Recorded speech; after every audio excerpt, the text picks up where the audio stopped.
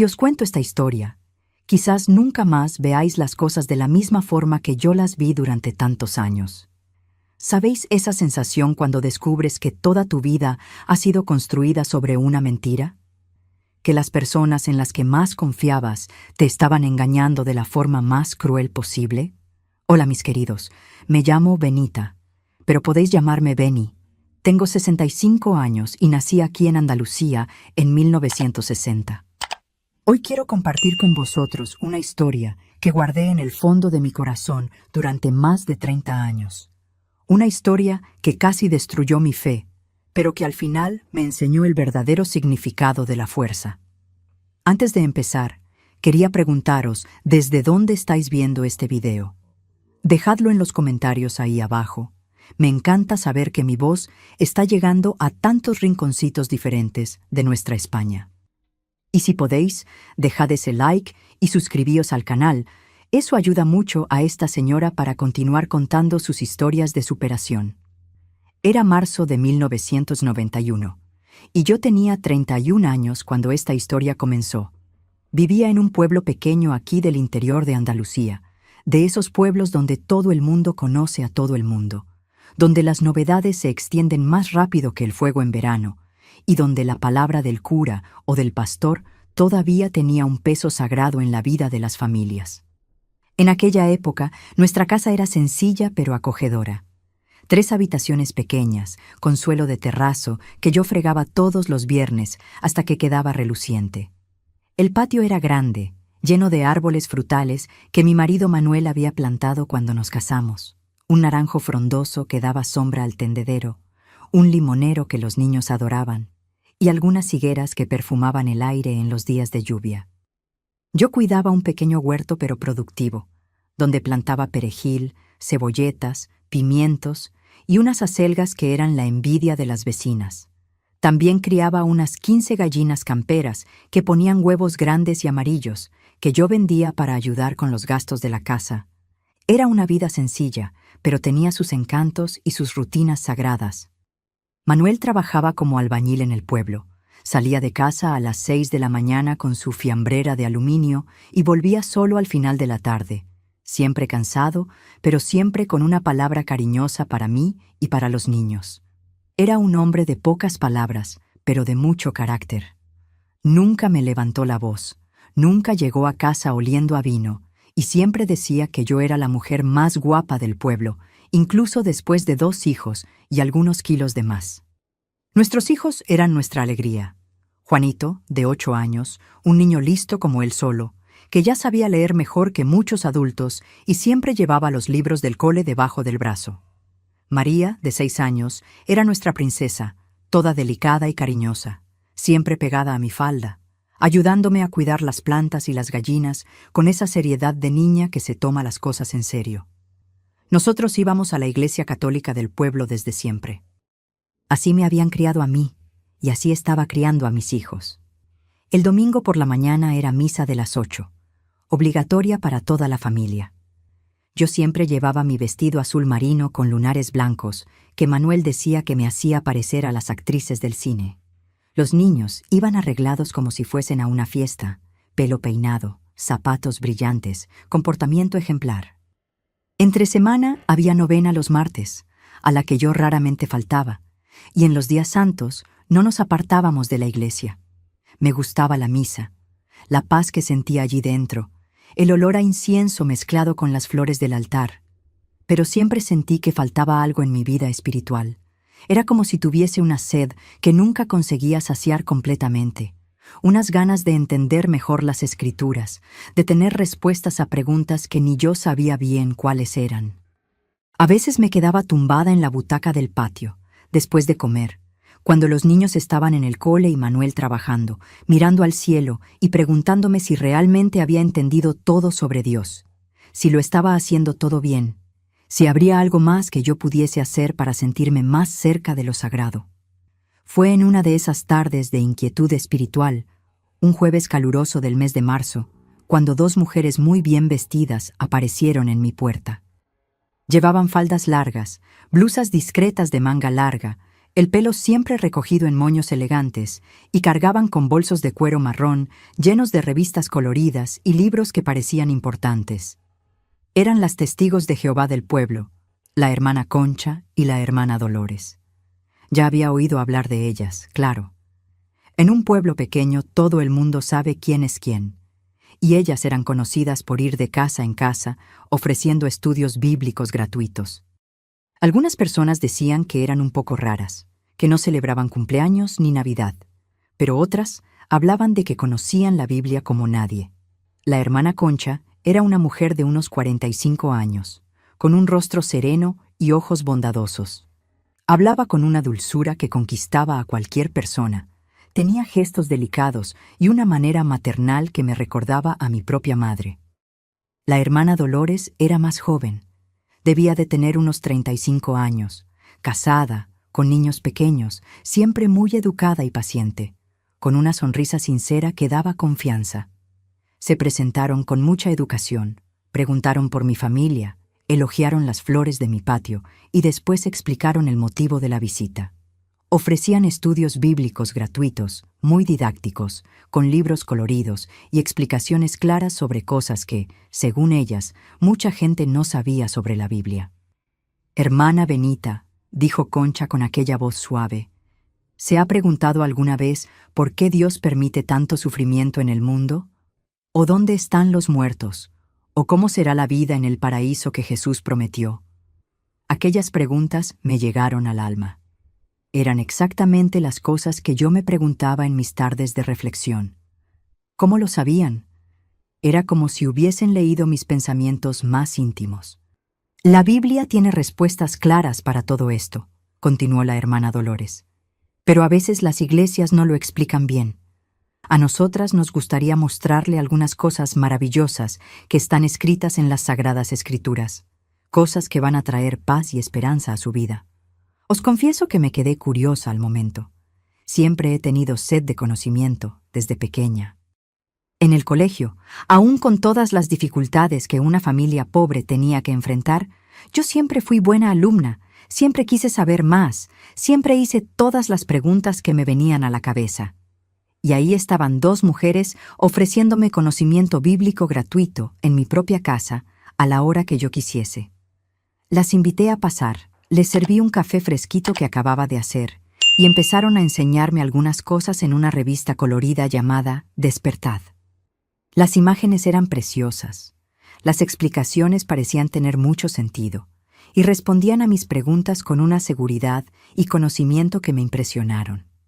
Cuando Manuel llegó del trabajo y vio a las dos mujeres en nuestro salón, se quedó un poco mosqueado. Él siempre ha sido desconfiado con las novedades, sobre todo cuando tienen que ver con religión.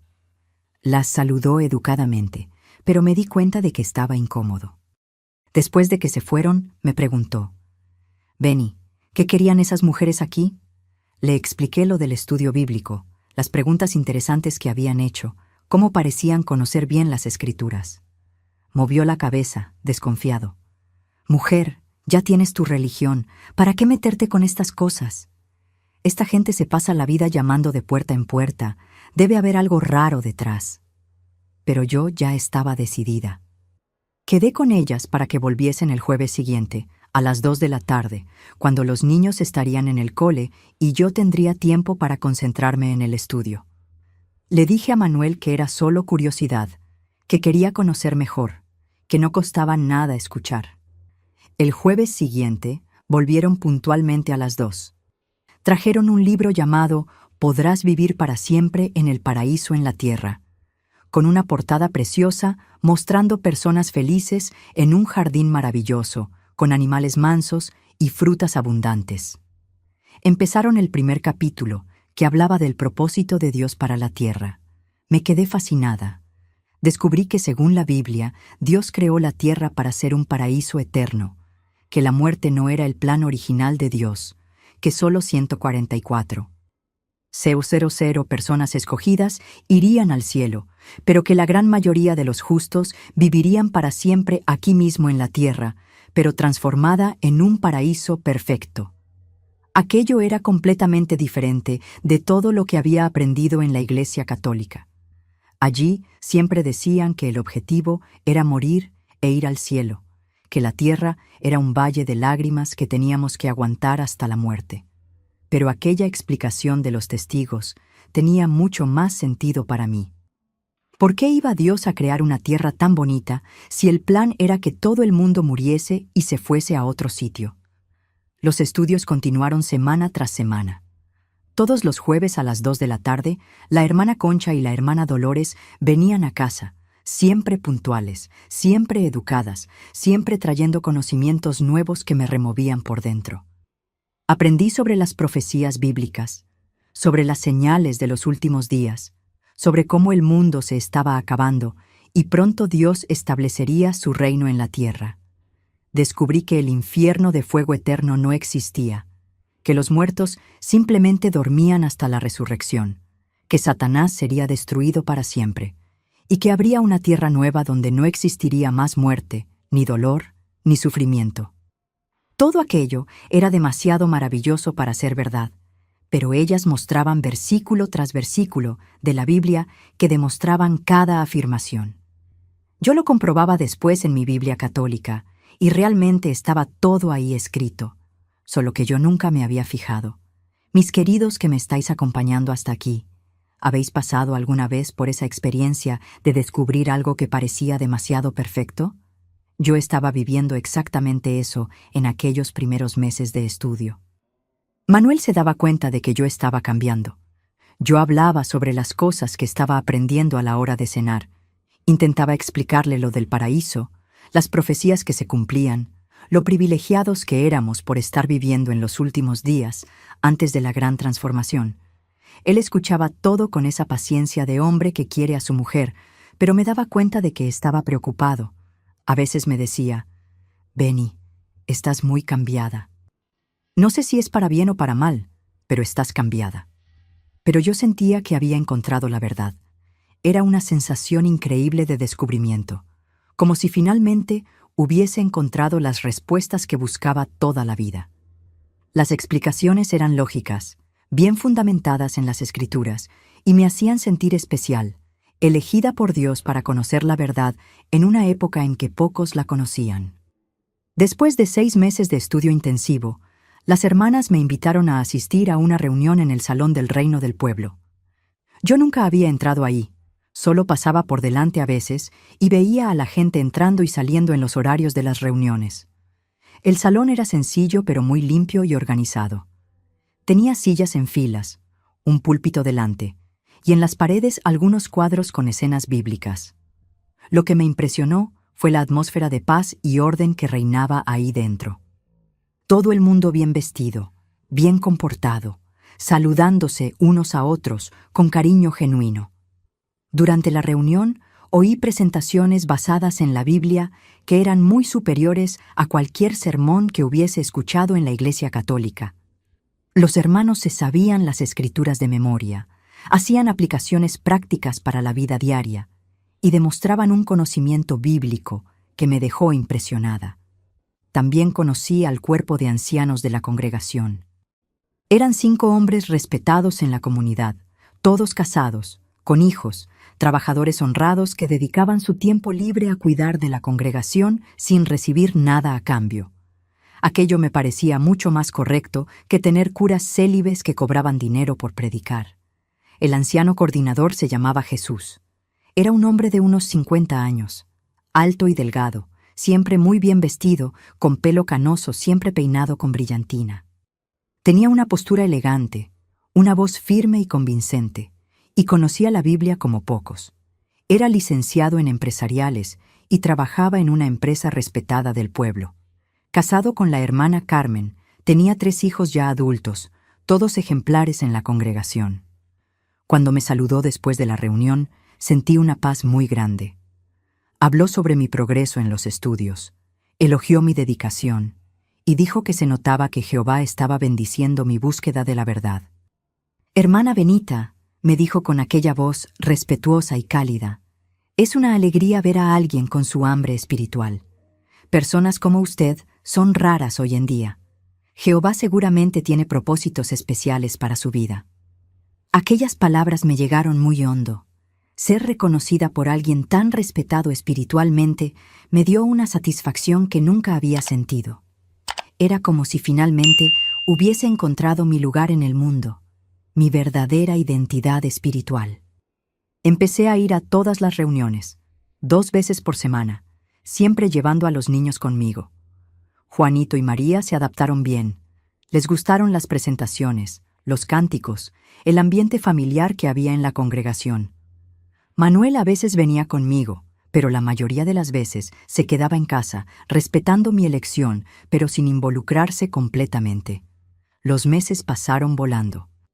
Yo devoraba las publicaciones de los testigos, las revistas Atalaya y Despertad, los libros de estudio, los folletos sobre diversos temas bíblicos.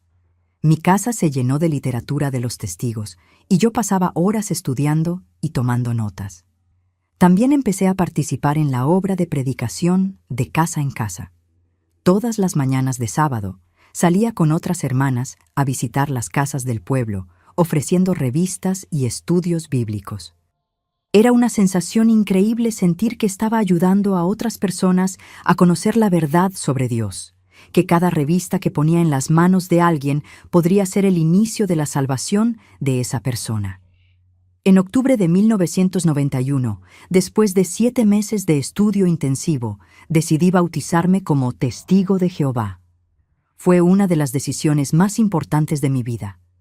El bautismo se realizó en una asamblea de circuito en el pueblo vecino, en una piscina montada especialmente para eso. Cuando me sumergí en aquella agua, sentí que estaba naciendo de nuevo, que mi vida anterior había quedado atrás, que ahora era una persona nueva, dedicada enteramente a Jehová. Fue uno de los momentos más emocionantes que he vivido. La congregación me recibió con los brazos abiertos como hermana bautizada. Conseguí privilegios de servicio. Fui asignada a presentaciones en la escuela del ministerio teocrático y empecé a ser considerada una de las hermanas ejemplares de la congregación. Mi vida cambió completamente. Dejé de celebrar Navidad y cumpleaños, lo que fue difícil al principio, sobre todo para los niños. Pero las explicaciones bíblicas sobre el origen pagano de esas celebraciones tenían sentido, y yo sabía que estaba haciendo lo correcto ante los ojos de Dios. También cambié mi forma de vestirme y de comportarme.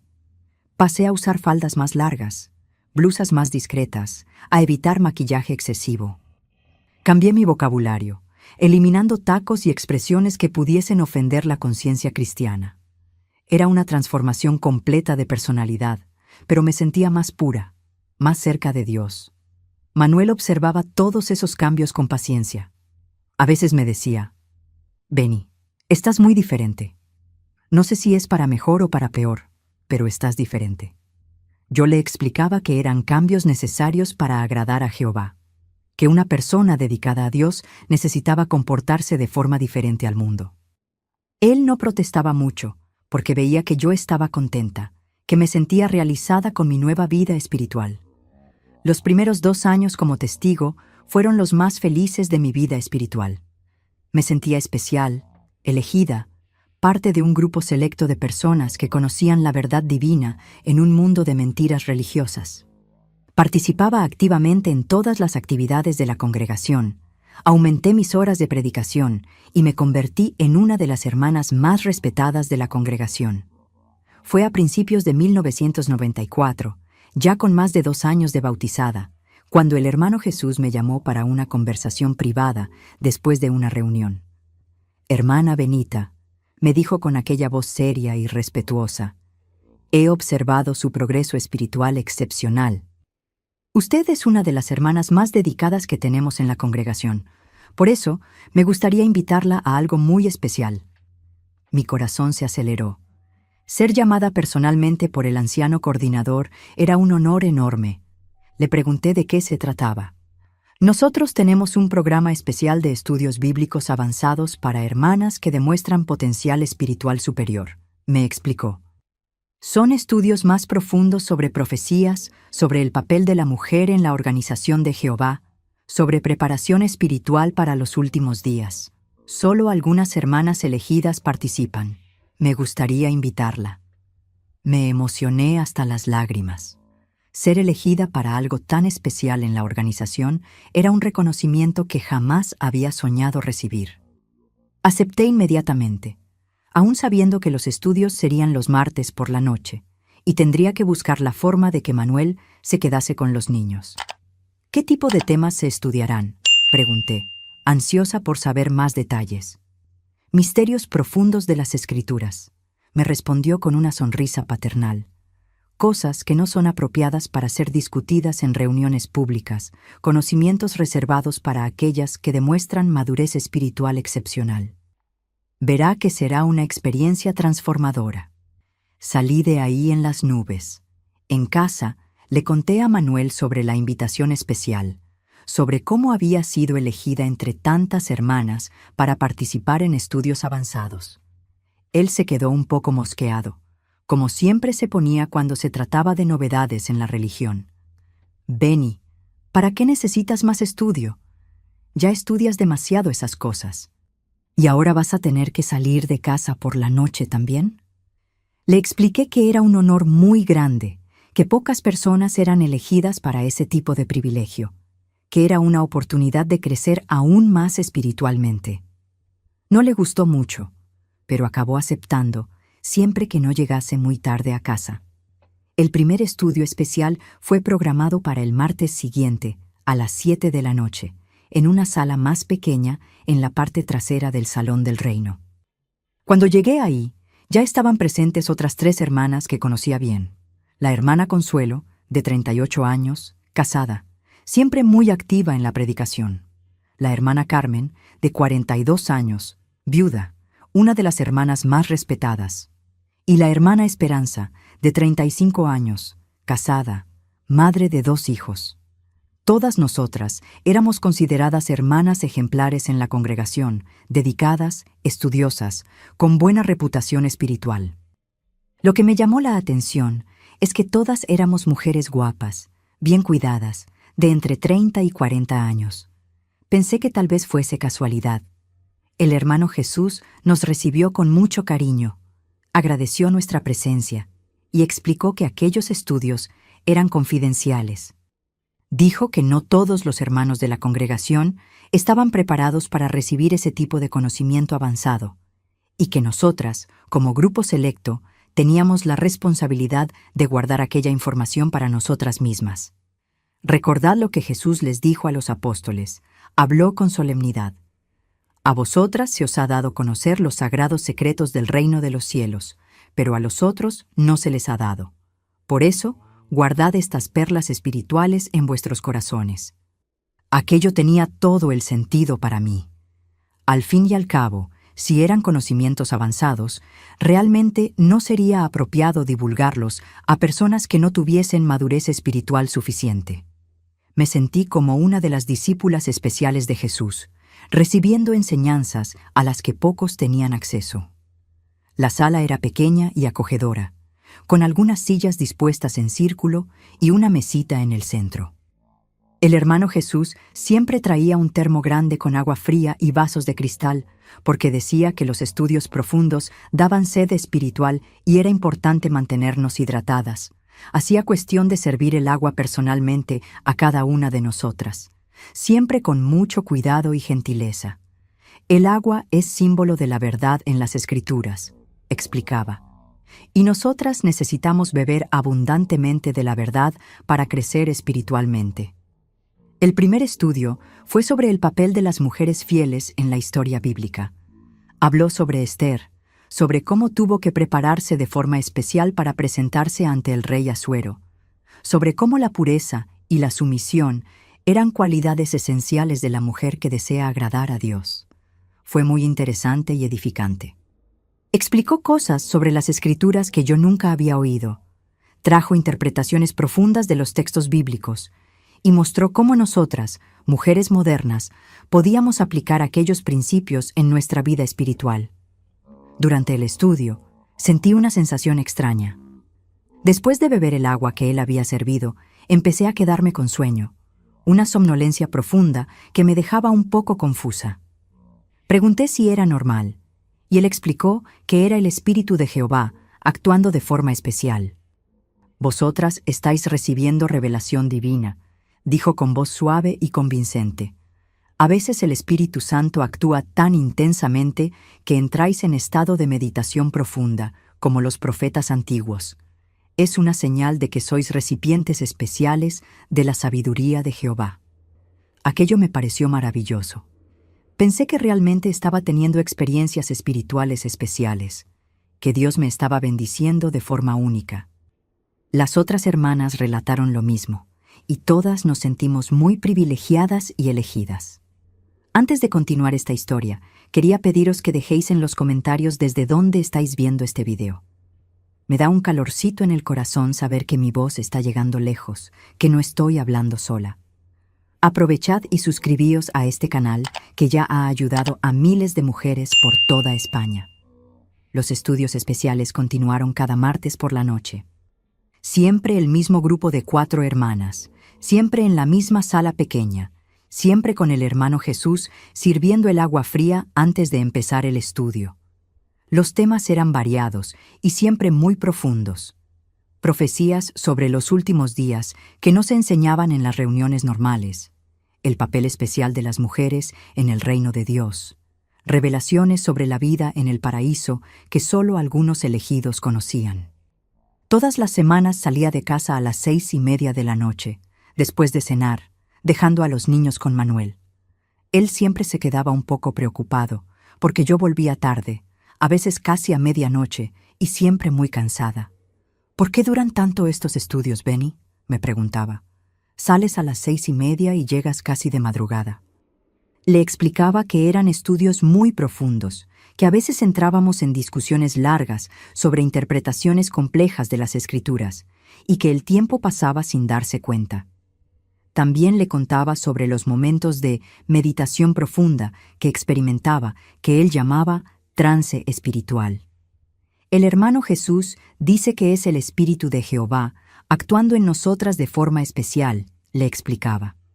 A veces nos quedamos en estado de revelación divina durante horas, y sería una ofensa interrumpir ese proceso sagrado. Manuel se quedaba cada vez más preocupado.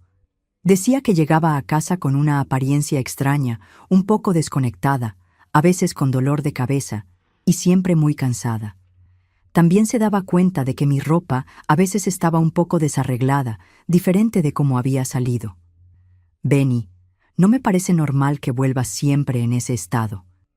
Parece que te has puesto mala, que ha pasado algo malo. Me enfadaba con esas observaciones suyas. ¿Cómo podía cuestionar experiencias espirituales tan sagradas? ¿Cómo podía dudar de algo que claramente era una bendición de Jehová? Manuel, tú no lo entiendes porque no estás dedicado como yo. Estas son experiencias que solo personas con mucha espiritualidad pueden tener. Me están preparando para cosas importantes en la organización de Dios. Los meses fueron pasando y los estudios continuaron. Siempre los martes por la noche, siempre el mismo ritual.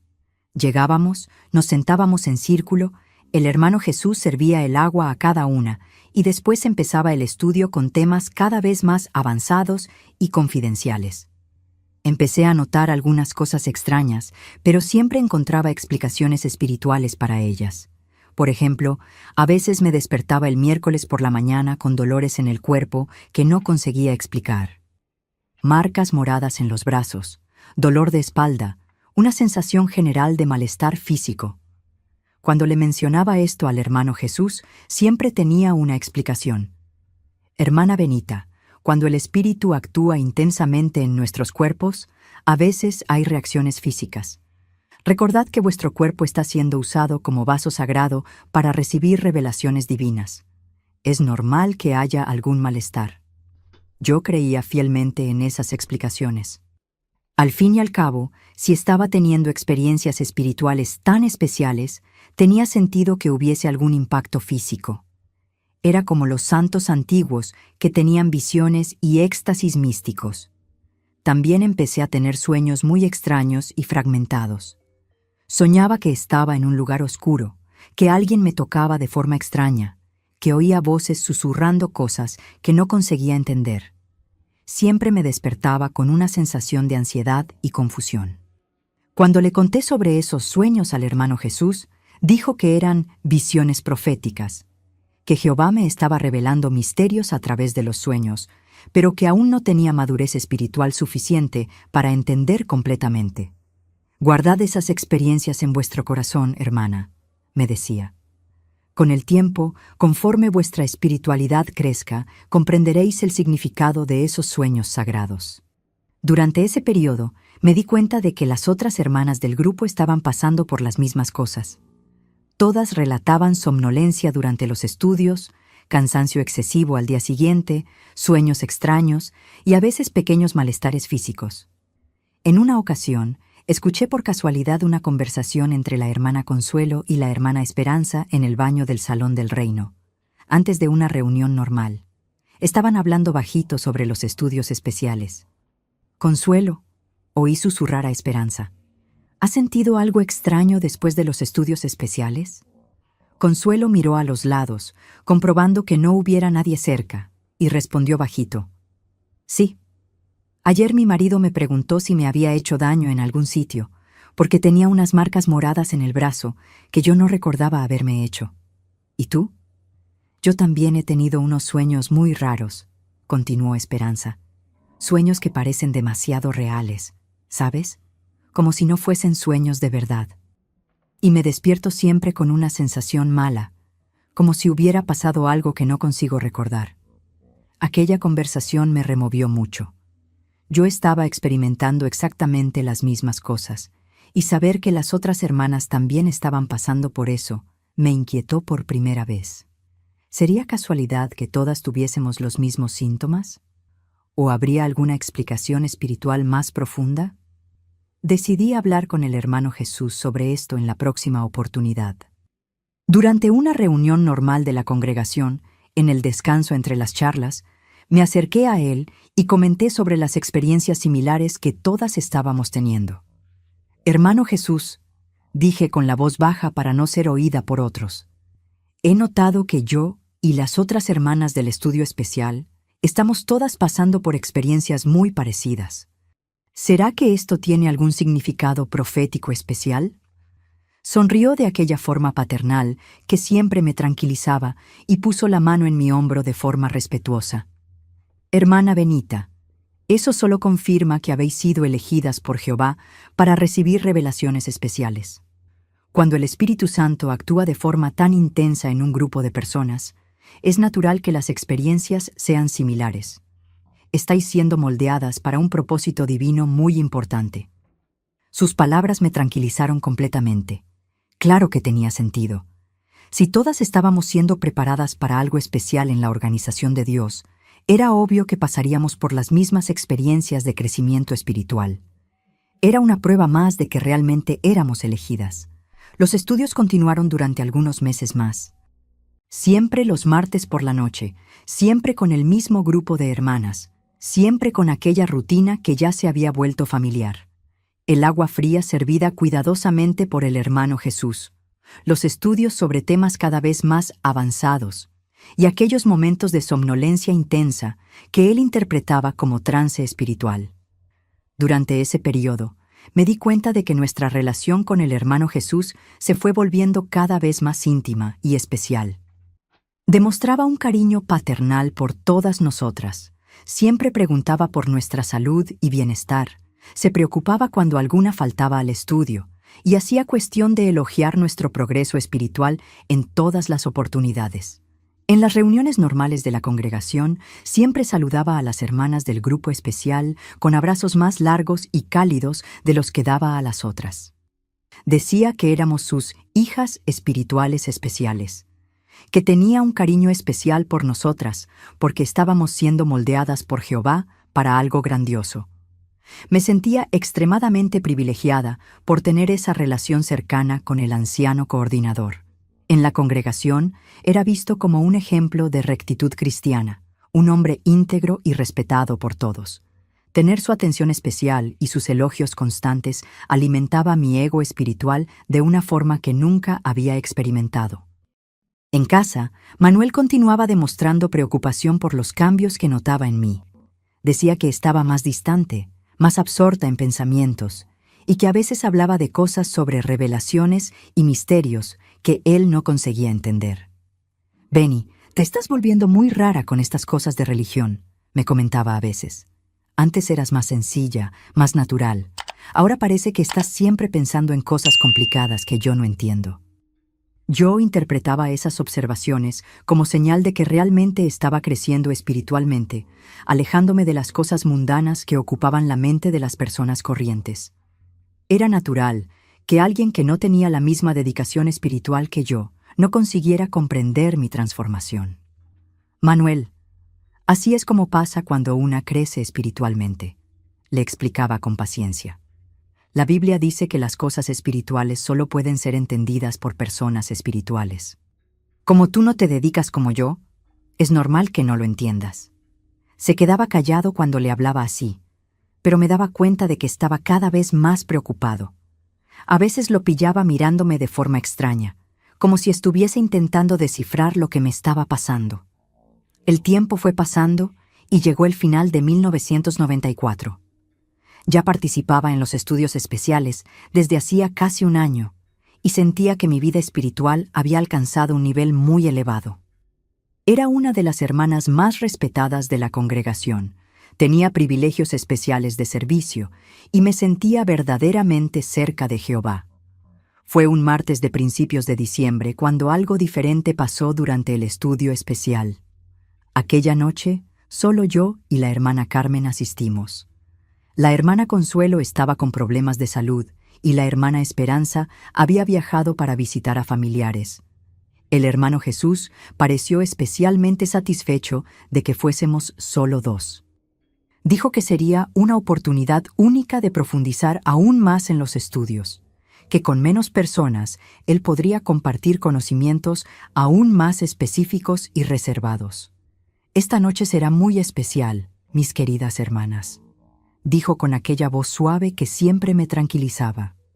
«Jehová me ha revelado que vosotras dos estáis preparadas para recibir conocimientos que poquísimas personas en la tierra conocen.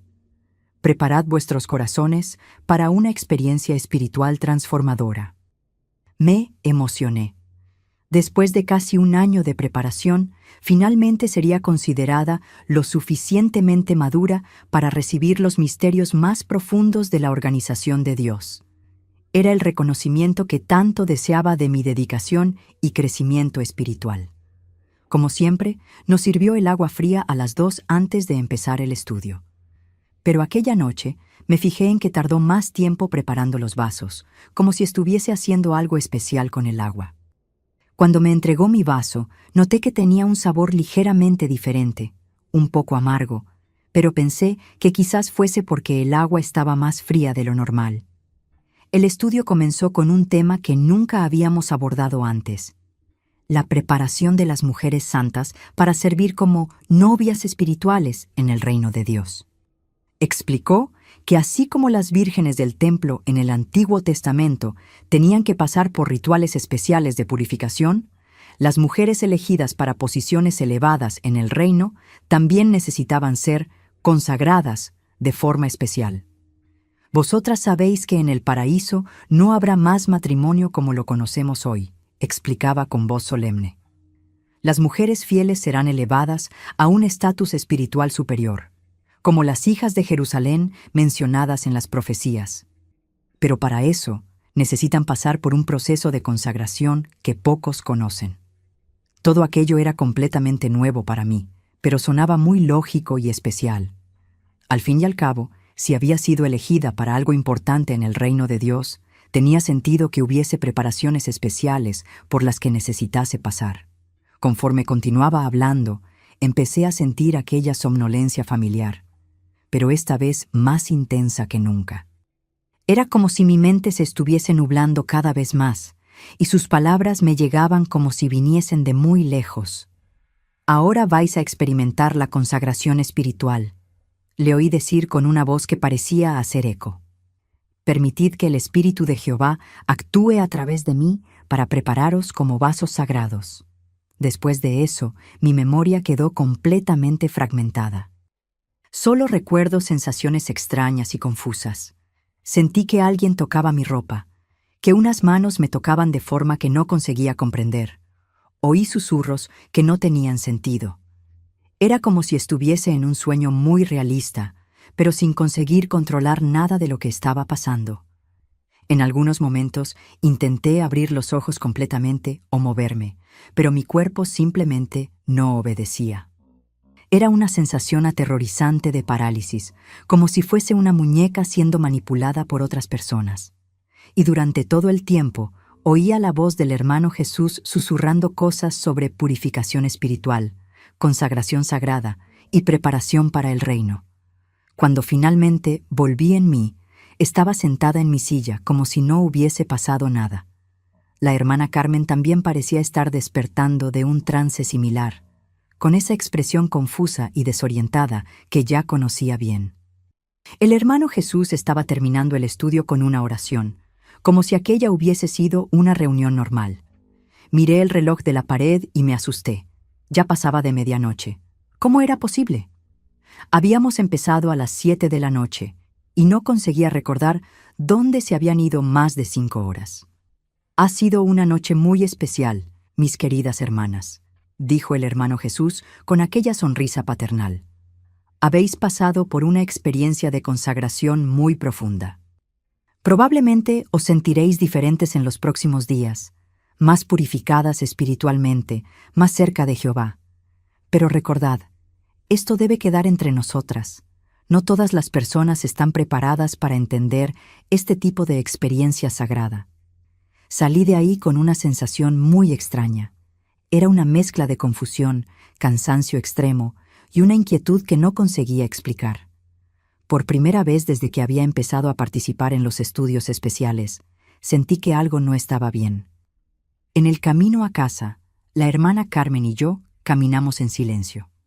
Me di cuenta de que ella también tenía una expresión perturbada, como si estuviese intentando entender lo que había pasado.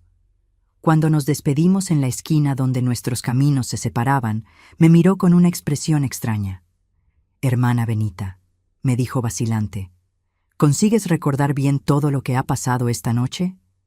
«No muy bien», respondí honestamente. «Creo que tuvimos una experiencia espiritual muy intensa, pero está un poco confuso en mi mente». Movió la cabeza, asintiendo. «A mí también. Tengo la sensación de que pasó algo importante, pero no consigo recordar los detalles. ¿Será que es normal?» Ninguna de las dos sabíamos responder a esa pregunta. Nos despedimos un poco incómodas, cada una siguiendo hacia su casa con más preguntas que respuestas. Al llegar a casa, encontré a Manuel esperándome despierto en el salón, cosa que raramente hacía. Cuando me vio, su expresión cambió completamente. Se puso de pie de un salto y vino hacia mí con una cara de preocupación que nunca había visto. «Dios mío, Benny, ¿qué te ha pasado?» Me miré en el espejo del salón y me asusté con mi propia apariencia. Mi pelo estaba completamente desarreglado, con algunos mechones pegados a la cara como si hubiese sudado mucho. Mi blusa estaba un poco torcida y con algunos botones fuera de sitio. La falda estaba arrugada de una manera que no tenía sentido si había pasado toda la noche sentada en una silla. «No ha pasado nada», intenté explicar, pero mi propia voz sonó insegura. Solo fue un estudio muy intenso espiritualmente. A veces cuando el Espíritu de Dios actúa fuerte, una se queda un poco desarreglada. Manuel me miró de arriba a abajo, claramente no creyendo mi explicación. Se acercó más y me cogió los brazos, examinándolos. «Benny, tienes unas marcas moradas aquí en el brazo que no estaban cuando saliste. Y mira esto de aquí en tu cuello», dijo, tocando delicadamente una zona que ni sabía que estaba lastimada. Fui hasta el espejo y vi que realmente había algunas marcas extrañas en mi piel. Eran como si alguien me hubiese apretado fuerte en algunos sitios. No conseguía explicar cómo había pasado aquello. Debe de haber sido cuando caí en el trance espiritual. Inventé una explicación al momento. A veces una se mueve mucho y acaba lastimándose sin darse cuenta. Pero Manuel no estaba convencido. Me miró directamente a los ojos con una seriedad que me dejó asustada. «Benny, escucha lo que te voy a decir. Algo muy malo está pasando en esos estudios tuyos. No es normal que salgas de casa arreglada y vuelvas así. No es normal que no recuerdes lo que ha pasado. Y definitivamente no es normal que llegues a casa con marcas en el cuerpo. Sus palabras me removieron más de lo que me gustaría admitir. En el fondo de mi corazón, una vocecita estaba de acuerdo con él. Algo realmente no tenía sentido, pero la parte de mí, que estaba totalmente involucrada con la organización religiosa, rechazó esas sospechas inmediatamente. Manuel, tú no lo entiendes porque no eres una persona espiritual como yo. Respondí con un tono más duro de lo que pretendía. Estas son experiencias sagradas que solo personas dedicadas pueden tener. Estás viendo maldad donde solo existe santidad. Se quedó callado por un momento, estudiándome con esa mirada que conocía bien. Era la mirada que hacía cuando estaba muy preocupado por algo, pero no sabía bien cómo expresarlo. «Benny», dijo finalmente, con una voz muy calmada pero firme. «Te conozco desde hace más de 10 años. Sé cuándo estás bien y cuándo no estás. Y esta noche no estás bien. No me importa si es cosa de religión o no. Algo malo te ha pasado, y voy a averiguar qué es». Aquella declaración me puso nerviosa. Lo último que quería era que Manuel empezase a investigar los estudios especiales. Si él interfería, podría perder mi posición privilegiada en la organización, podría ser vista como alguien que no conseguía mantener la confidencialidad necesaria. «Manuel, por favor, no te metas en esto», le pedí con urgencia. «Son cosas sagradas que tú no vas a entender. Si haces algo para estropearlo, puedes arruinar todo lo que he construido espiritualmente en estos años». Pero vi en sus ojos que mi súplica había tenido el efecto contrario. En vez de tranquilizarlo, había aumentado aún más su sospecha de que algo malo estaba pasando. Aquella noche, tardé mucho en conseguir dormir. Me quedé repasando en la mente los fragmentos de lo que conseguía recordar de la reunión, intentando entender qué había pasado durante aquellas horas en blanco. Pero cuanto más intentaba recordar, más confusa me quedaba. Los días siguientes fueron muy difíciles. Me sentía físicamente débil, con dolores en el cuerpo que no conseguía explicar, y emocionalmente perturbada. Tenía flashbacks fragmentados de sensaciones extrañas, pero siempre que intentaba organizarlos en una memoria coherente, mi mente simplemente se negaba a cooperar. Manuel me observaba constantemente, claramente preocupado, pero intentando no demostrarlo mucho para no ponerme más nerviosa. A veces lo pillaba mirándome con una expresión de quien estaba tramando algo, lo que me dejaba aún más ansiosa. Una semana después de aquel martes extraño, durante el desayuno, tocó el tema otra vez. «Benny, he estado pensando mucho en lo que pasó la semana pasada. Creo que deberías parar con esos estudios especiales». Casi me atraganto con el café.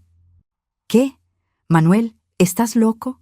Esos estudios son lo más importante de mi vida espiritual. No puedo parar ahora». «Mujer, llegaste a casa pareciendo que te habían pegado, con marcas en el cuerpo, ropa desarreglada, sin recordar lo que había pasado. Eso no es normal, y tú lo sabes. Ya te expliqué que fueron experiencias espirituales intensas», insistí, pero mi propia voz sonó menos convincente que la primera vez. «Benny, respóndeme una cosa con sinceridad», dijo, inclinándose hacia adelante y mirándome directamente a los ojos. «¿Realmente crees que Dios te haría daño para darte algún tipo de revelación?» Aquella pregunta me dio como un puñetazo en el estómago. Era exactamente la pregunta que estaba evitando hacerme a mí misma. ¿Sería posible que Dios, que es amor, permitiese que me hiciesen daño durante una experiencia espiritual? ¿Tenía sentido que saliese de una reunión sagrada pareciendo que había pasado por algo traumático? Por primera vez en meses, permití que las dudas realmente entrasen en mi mente. Y cuando entraron, trajeron consigo una serie de cuestionamientos que había estado suprimiendo. ¿Por qué nunca conseguía recordar bien los estudios especiales? ¿Por qué siempre salía de ahí confusa y desarreglada? ¿Por qué el hermano Jesús hacía tanto hincapié en mantener en secreto todo? ¿Por qué solo mujeres guapas y casadas eran elegidas para el grupo? ¿Por qué él siempre servía el agua personalmente y por qué yo siempre me quedaba somnolienta después de beber? Eran preguntas que una parte de mi mente ya estaba haciendo desde hacía meses, pero que había sido entrenada a suprimir en nombre de la obediencia espiritual. Ahora, con Manuel forzándome a confrontar la realidad, esas dudas se volvieron imposibles de ignorar. Es difícil hasta hoy revivir esos momentos de descubrimiento, mis queridos. A veces me pregunto cómo conseguí vivir tanto tiempo negando lo que mi propio cuerpo y mi intuición estaban intentando decirme. Vosotros que me estáis acompañando hasta aquí, ¿habéis pasado alguna vez por esa experiencia de descubrir que algo en lo que creíais completamente era una mentira? Pasé los días siguientes en una agonía mental terrible. Durante el día, cuando estaba ocupada con las tareas de casa y cuidando de los niños, conseguía mantener las dudas bajo control. Pero por la noche, cuando intentaba dormir, mi mente no me daba paz.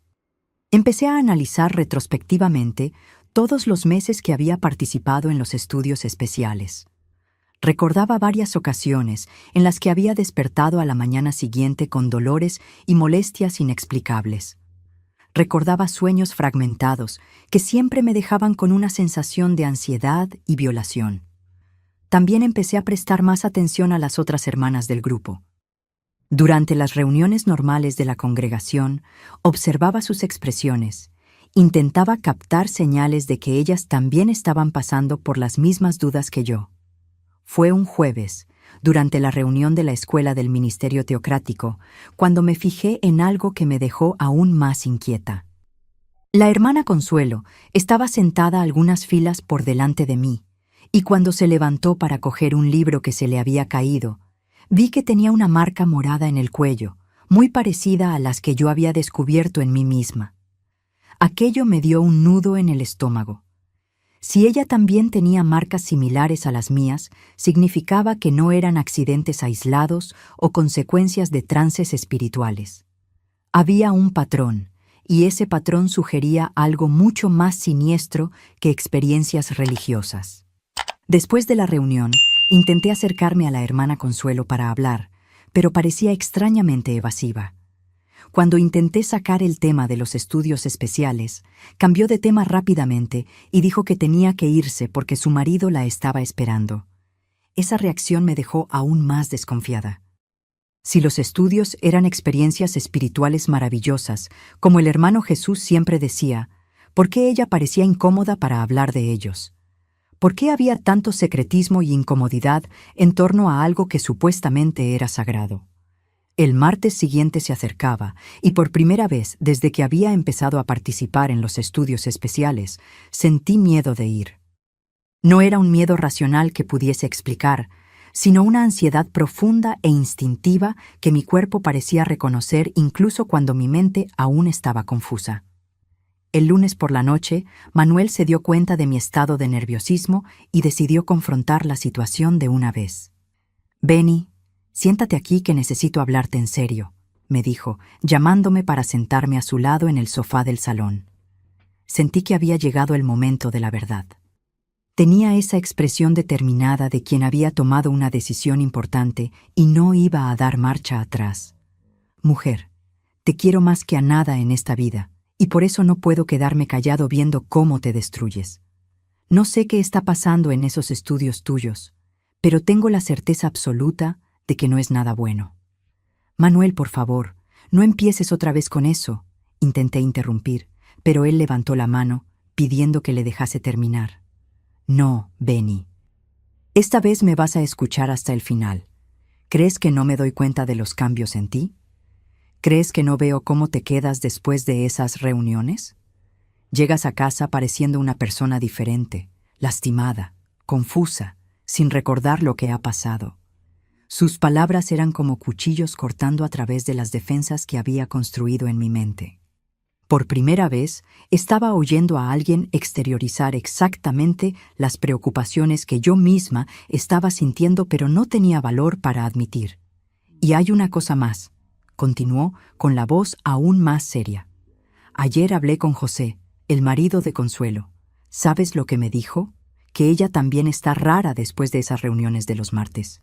Que llega a casa confusa, a veces lastimada, siempre inventando excusas raras. Aquella información me golpeó como un rayo.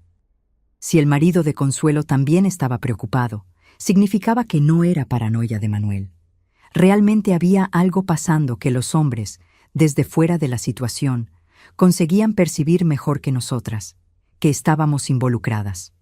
José también dijo una cosa que me dejó muy preocupado, continuó Manuel. Dijo que Consuelo habla dormida y que a veces dice cosas que no tienen sentido, como si tuviese miedo de alguien. Habla dormida sobre alguien que la toca, sobre no conseguir moverse, sobre querer gritar pero no conseguir. Cuando dijo eso, sentí como si el suelo hubiese desaparecido bajo mis pies. Los fragmentos de mis propios sueños confusos de repente empezaron a tener un sentido terrible. Las sensaciones de parálisis, de ser tocada por alguien, de querer reaccionar pero no conseguir. Todo aquello no eran sueños o visiones espirituales. Eran memorias fragmentadas de algo real que me estaba pasando. Manuel, conseguí susurrar con la voz temblorosa. ¿Crees que alguien nos está haciendo algo malo? Me cogió las manos y me miró con una ternura mezclada con rabia que nunca había visto antes. Benny, amor mío, creo que os están drogando y abusando de vosotras ese hombre. Y creo que no os acordáis, porque está poniendo algo en el agua que bebéis que os hace quedar inconscientes. Oír aquellas palabras en voz alta fue como recibir un puñetazo en el estómago. Pero al mismo tiempo, fue como si finalmente alguien hubiese puesto nombre al terror indescriptible que estaba sintiendo desde hacía meses. Empecé a llorar descontroladamente. No era solo tristeza, era una mezcla de rabia, humillación, alivio por finalmente entender y horror por la dimensión de lo que me había pasado. ¿Cómo he podido ser tan tonta, Manuel? ¿Cómo no me he dado cuenta? Me estaba drogando y abusando de mí y yo pensaba que era experiencia espiritual. Manuel me abrazó fuerte y sentí que él también estaba llorando. No ha sido culpa tuya, mi amor. Ese hombre se aprovechó de tu fe, de tu confianza. Te manipuló usando la religión. Eso no te hace tonta, te hace víctima. Nos quedamos abrazados llorando durante mucho tiempo. Era un llanto de dolor, pero también de alivio porque finalmente la verdad había salido a la luz. Después de que me calmé un poco, Manuel dijo algo que cambió completamente el rumbo de nuestra conversación. Benny, tengo un plan para acabar con esto, pero va a necesitar tu valor y colaboración. Le miré, intentando entender lo que tenía en mente. ¿Te acuerdas de mi hermano Paco, el que trabaja en la Policía Nacional en Sevilla? Me acordaba sí. Paco era el hermano pequeño de Manuel, unos 5 años menor que nosotros, y se había mudado a la capital algunos años antes para trabajar como inspector de policía. Ayer le llamé y le conté todo lo que está pasando. Me dijo que esto que estáis sufriendo tiene nombre.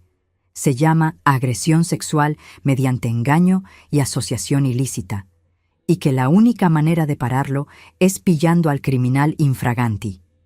Sentí un escalofrío. La idea de confrontar directamente al hermano Jesús me aterraba, pero al mismo tiempo despertaba una sed de justicia que no sabía que existía dentro de mí. ¿Qué es lo que sugirió? Dijo que vendrá aquí el martes que viene. Se esconderá cerca del Salón del Reino, y cuando llegue el momento adecuado, entrará ahí y pillará lo que está pasando.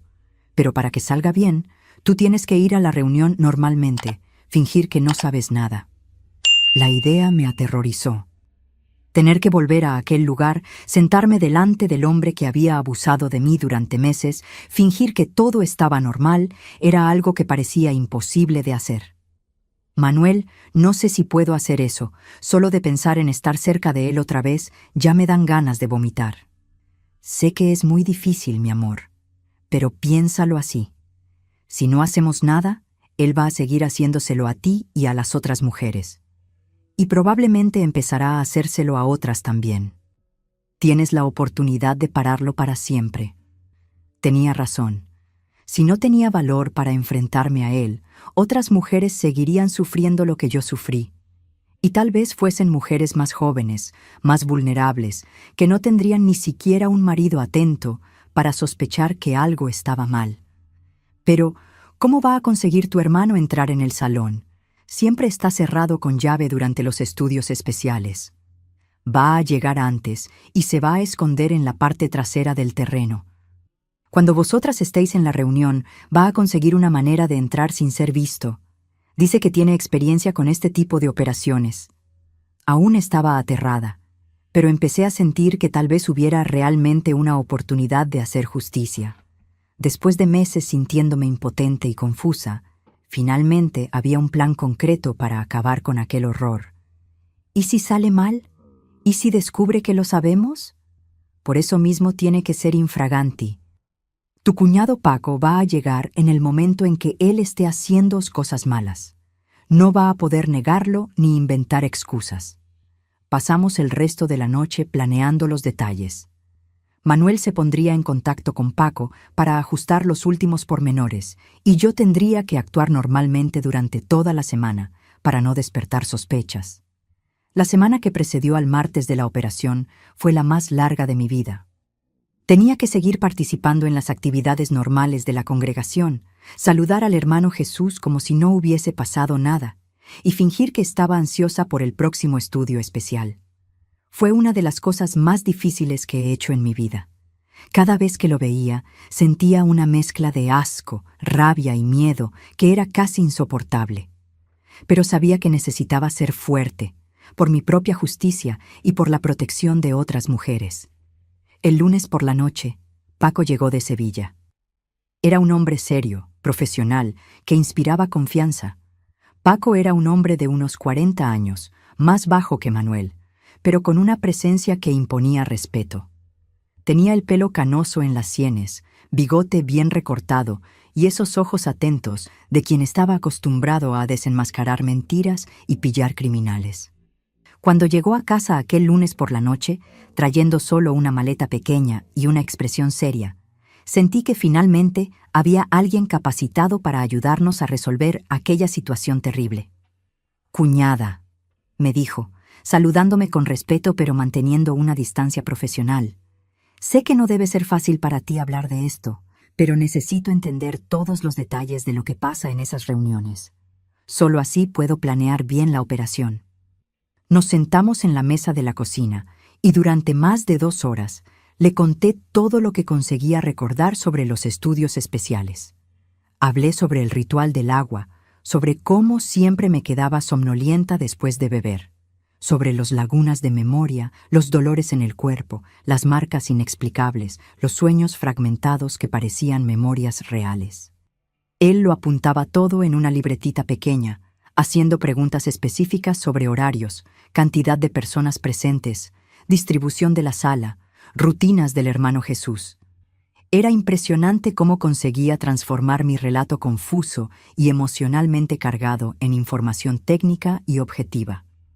«Por lo que me estás describiendo», dijo cuando terminé de hablar, «ese hombre está usando algún tipo de droga sedante, probablemente disuelta en el agua. Puede ser algo simple como un medicamento para dormir triturado, o algo más sofisticado. Lo importante es que claramente tiene experiencia en esto, porque consigue calcular la dosis correcta para dejaros inconscientes, pero no muertas». Oír aquello descrito de forma tan clínica y profesional me dio una dimensión aún más aterradora de lo que me había pasado.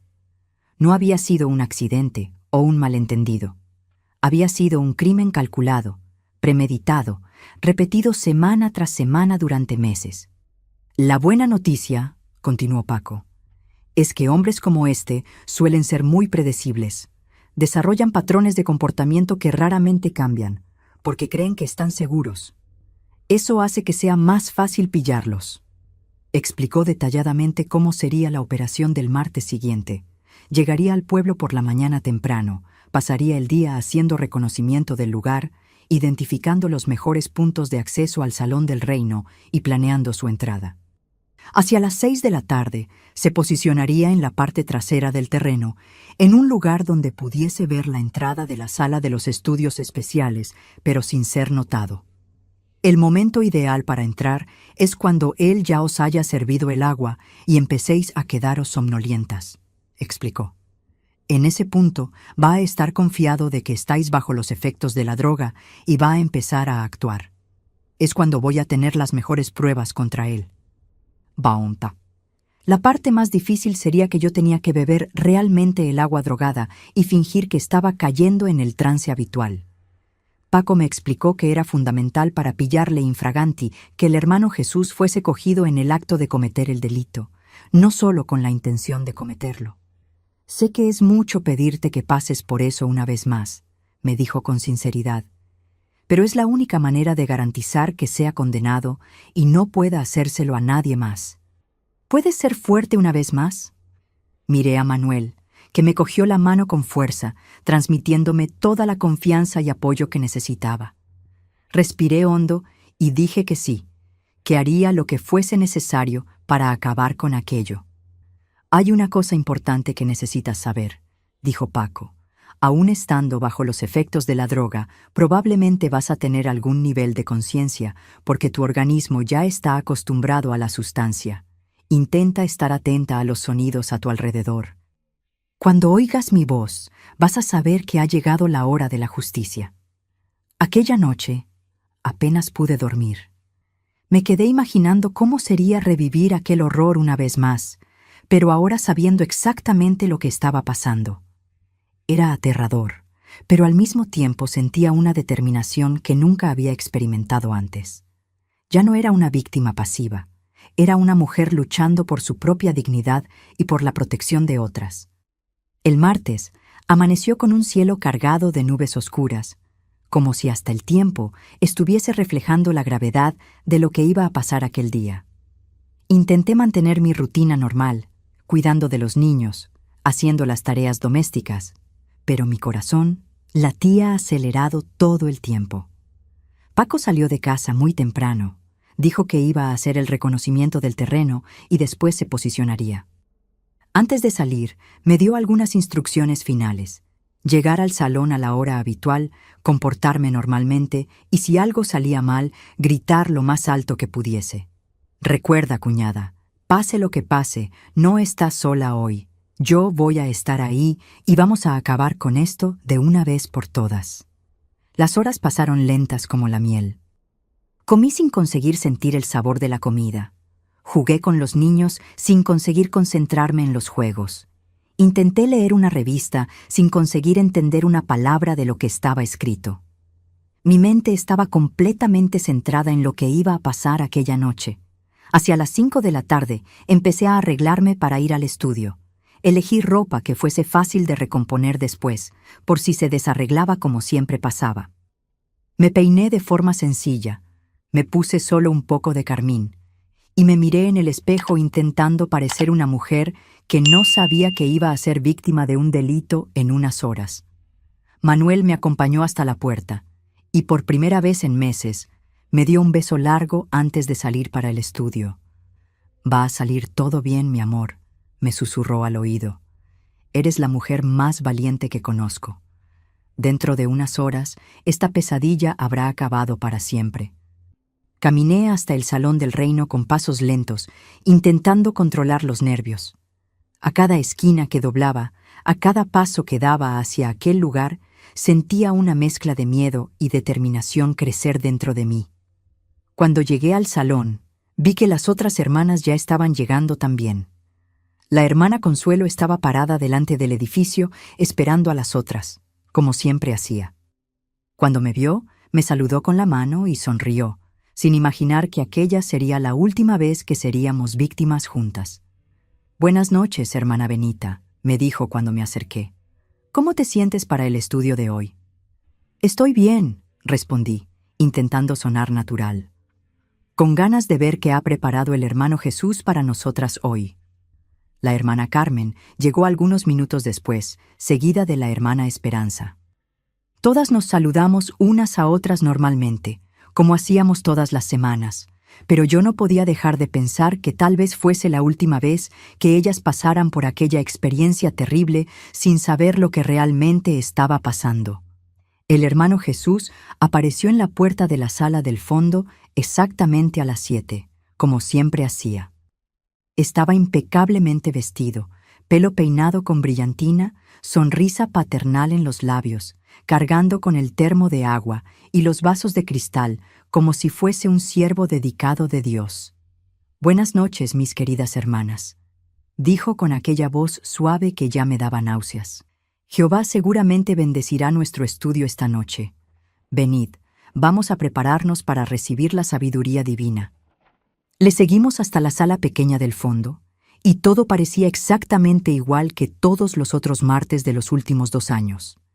La disposición de las sillas en círculo, la mesita en el centro, la atmósfera de solemnidad y expectativa. Si no supiese la verdad, probablemente estaría sintiéndome privilegiada y ansiosa, como siempre me sentía antes. «Esta noche será muy especial», dijo el hermano Jesús mientras colocaba los vasos en la mesita. «He recibido una revelación divina muy importante durante mis estudios personales de esta semana. Vais a conocer misterios de las Escrituras que poquísimas personas en la tierra conocen». Como siempre, sirvió el agua personalmente a cada una de nosotras. Cuando llegó mi turno, sentí que mi corazón se disparaba. Sabía que en aquel vaso había la droga que me haría perder la conciencia y me dejaría vulnerable a sus abusos. Pero también sabía que era necesario beber para que la operación de Paco saliese bien. Cuando me entregó el vaso, nuestros ojos se encontraron por un momento. Por una fracción de segundo, me pareció que vi algo extraño en su expresión, como si estuviese notando que yo estaba diferente. Pero enseguida sonrió y dijo: «Bebe con fe, hermana Benita. Esta agua simboliza la verdad que purifica nuestras almas». Me llevé el vaso a los labios y bebí toda el agua de una vez. Tenía el mismo sabor ligeramente amargo que ya conocía, pero ahora sabía exactamente lo que era. Era el sabor de mi propia violación siendo preparada. Las otras hermanas también bebieron sus respectivas aguas y el estudio comenzó. El hermano Jesús habló sobre las mujeres santas del Antiguo Testamento, sobre cómo eran elegidas para propósitos especiales de Dios, sobre cómo la pureza y la obediencia eran recompensadas con revelaciones divinas. Gradualmente empecé a sentir los efectos de la droga. Primero vino la somnolencia leve, después una sensación de desconexión de la realidad, como si estuviese viendo todo desde fuera de mi propio cuerpo. Mi visión se volvió borrosa, mis movimientos se hicieron lentos, y mi capacidad de formar pensamientos coherentes fue disminuyendo. Pero esta vez, yo sabía lo que estaba pasando. Y aún bajo el efecto de la droga, una parte de mi conciencia permaneció alerta, observando, esperando el momento en que llegaría la ayuda. Vi cuando las otras hermanas empezaron a mostrar los mismos síntomas que yo. Sus cabezas se inclinaron, sus ojos se volvieron pesados, sus voces se arrastraron cuando el hermano Jesús hacía alguna pregunta. Fue cuando cambió completamente el tono de la reunión. «Ahora que estáis en estado de receptividad espiritual profunda», dijo con una voz que ya no tenía nada de paternal, «vamos a empezar la verdadera purificación». Se levantó de la silla y empezó a acercarse a la hermana Consuelo, que estaba sentada a mi izquierda. Aún a través de la niebla de la droga, conseguí ver claramente cuando empezó a tocar su ropa, tocándola de forma absolutamente inapropiada. «Esto es la consagración de los vasos sagrados de Jehová», murmuró mientras cometía sus actos repugnantes. «Estáis siendo preparadas como novias espirituales para el reino». Durante varios minutos que parecieron horas, vi horrorizada mientras abusaba de la hermana Consuelo inconsciente. Después pasó a la hermana Carmen, repitiendo los mismos actos horribles, siempre susurrando justificaciones religiosas para sus crímenes. Cuando terminó con Carmen y empezó a acercarse a mí, sentí que mi corazón iba a explotar de terror. Aún sabiendo que Paco estaba cerca, aún sabiendo que aquello iba a acabar pronto, la perspectiva de ser tocada por aquel hombre asqueroso una vez más me daba ganas de gritar. Estaba empezando a tocar mi blusa cuando oí un ruido en la puerta de la sala. Era un sonido suave, como si alguien estuviese intentando abrir la puerta despacio, sin hacer ruido. El hermano Jesús paró inmediatamente lo que estaba haciendo y se puso alerta. «¿Qué ruido ha sido ese?», murmuró para sí mismo. Fue cuando la puerta se abrió de repente y Paco entró en la sala con la agilidad de un felino. En cuestión de segundos había evaluado la situación, sacado unas esposas del bolsillo e inmovilizado al hermano Jesús antes de que pudiese esbozar cualquier reacción. «Policía Nacional, estás detenido infraganti por agresión sexual y asociación ilícita», gritó Paco mientras esposaba al criminal. La expresión en la cara del hermano Jesús fue algo que nunca olvidaré. Era una mezcla de terror, incredulidad y rabia. En pocos segundos había pasado de ser un depredador confiado a un criminal acorralado. «Esto es un error», intentó protestar. «Yo soy un ministro de Dios. Solo estaba realizando un ritual religioso». «Ritual religioso las narices», respondió Paco con desdén. «He visto todo lo que estabas haciéndoles a estas mujeres inconscientes, y estoy seguro de que cuando analicen esta agua que habéis bebido, vamos a encontrar drogas sedantes». El ruido de la puerta al ser forzada y los gritos me habían despertado parcialmente del efecto de la droga. Conseguí abrir los ojos y vi la escena que había soñado durante semanas. El monstruo que había abusado de mí siendo detenido infraganti. «Ya está todo acabado, cuñada», dijo Paco, acercándose a mí con cuidado. «Has sido muy valiente. Ahora este hombre nunca más le va a hacer daño a nadie». En los minutos siguientes, la sala se llenó de gente. Paco había llamado refuerzos de la policía local, y pronto llegaron 2 investigadores y un médico forense. Las otras hermanas fueron despertando gradualmente del efecto de la droga, confusas y asustadas, sin entender bien lo que estaba pasando. Fue un proceso largo y doloroso explicar a Consuelo, Carmen y Esperanza lo que realmente nos había pasado durante todos aquellos meses. Verlas pasar por el mismo proceso de descubrimiento y horror que yo había pasado fue devastador, pero al mismo tiempo necesario. El médico forense recogió muestras del agua que quedaba en el termo y confirmó en el momento que había sustancias sedantes disueltas. También nos examinó a todas y documentó las evidencias físicas de los abusos que habíamos sufrido. El hermano Jesús fue llevado detenido aquella misma noche, esposado y humillado, una imagen bien diferente del hombre respetado y venerado que fingía ser.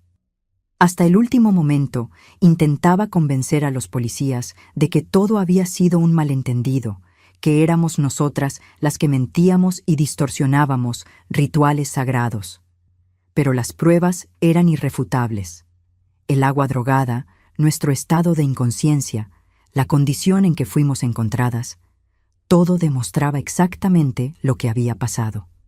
En los días que siguieron a la detención, nuestro pueblo pequeño se revolucionó.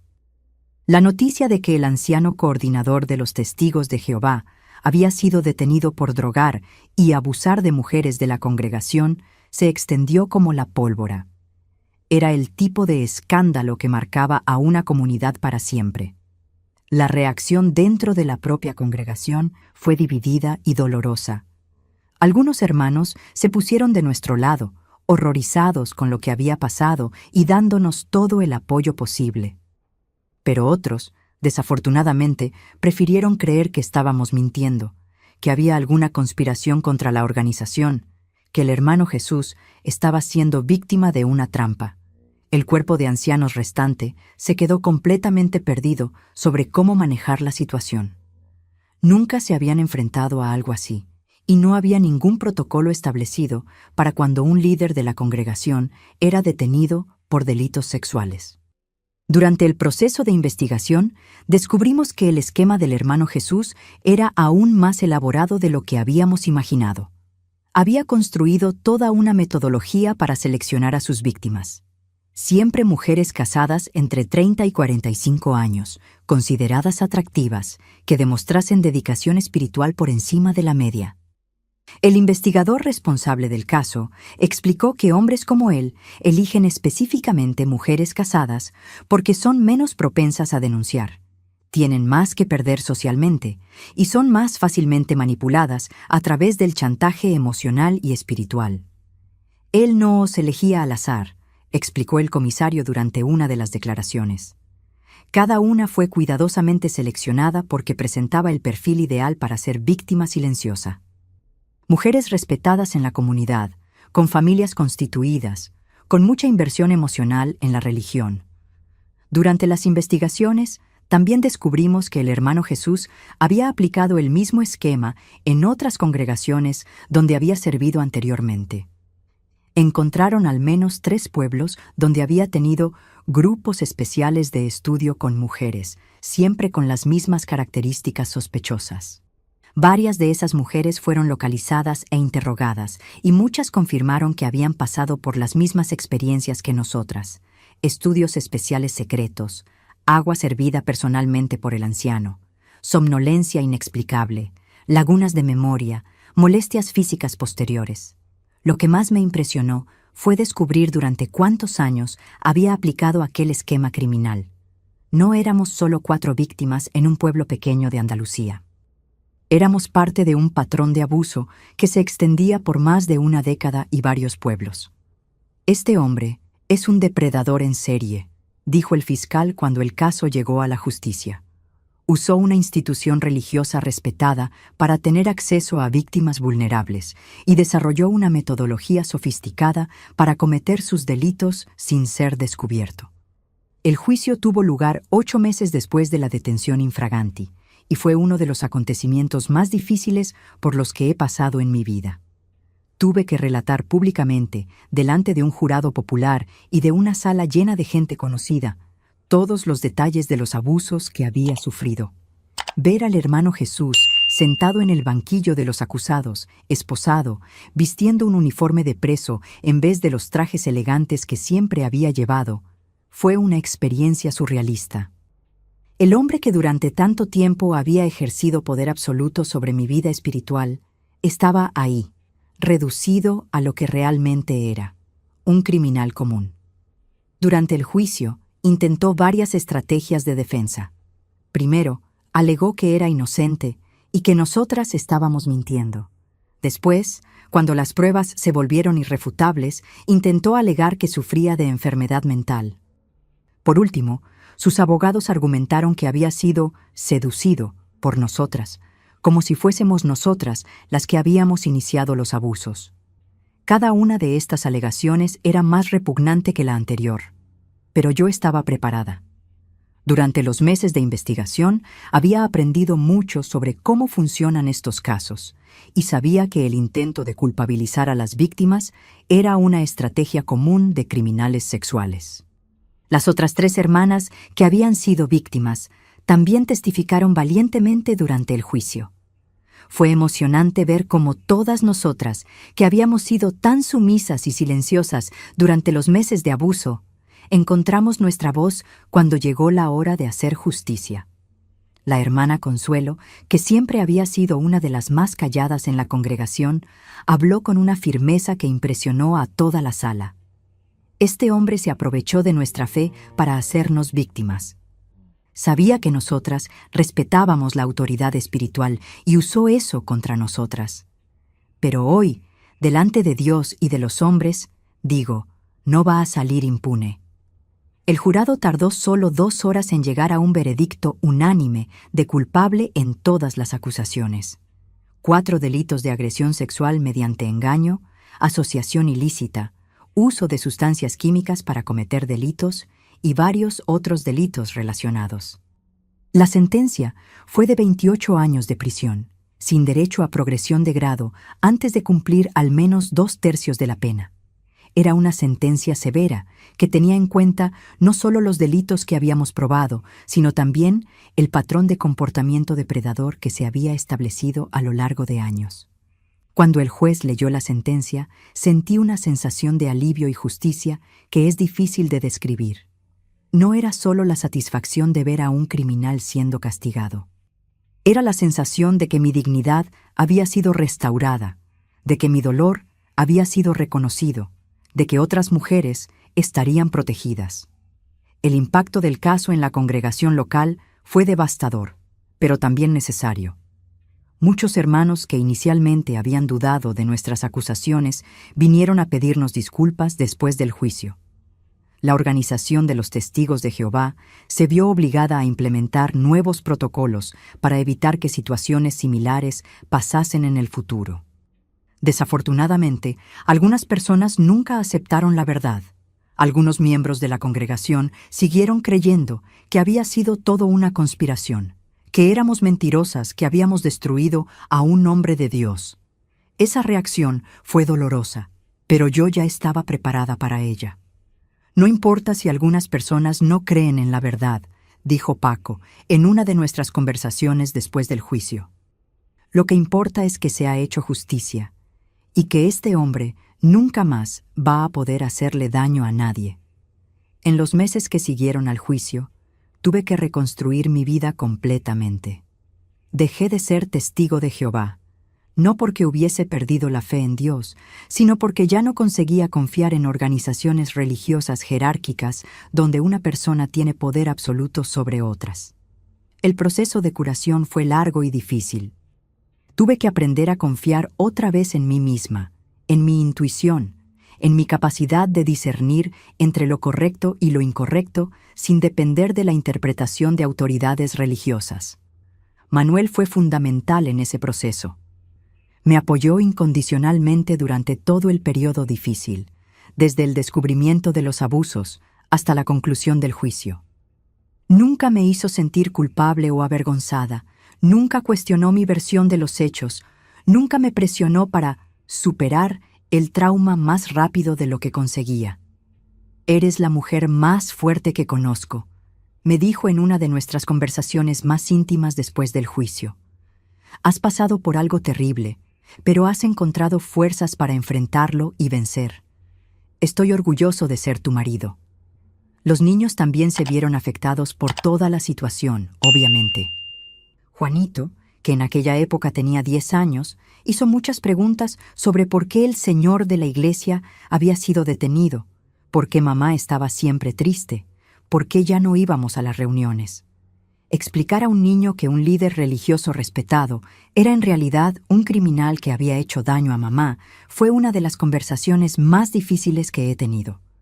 Pero consideré importante ser honesta, dentro de los límites apropiados para su edad. A veces personas que parecen buenas por fuera son malas por dentro, le expliqué. Lo importante es que ahora ya no puede hacerle daño a nadie más, y que mamá está bien y segura.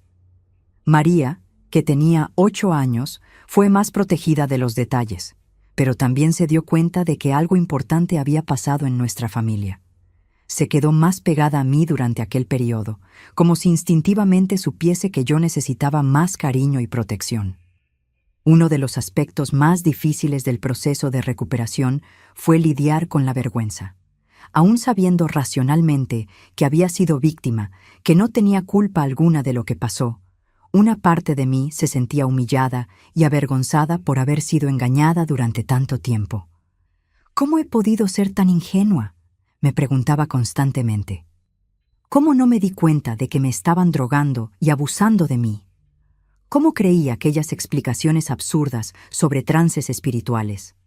Fue hablando con otras víctimas de delitos similares cuando aprendí que ese sentimiento de culpa y vergüenza es común y completamente normal. Mujeres que habían pasado por situaciones parecidas me explicaron que la manipulación psicológica es una herramienta poderosa y que depredadores experimentados saben exactamente cómo romper las defensas emocionales de sus víctimas. Él no te eligió porque fueses ingenua, me explicó una psicóloga que siguió nuestro caso. Te eligió porque eras inteligente, dedicada y de confianza.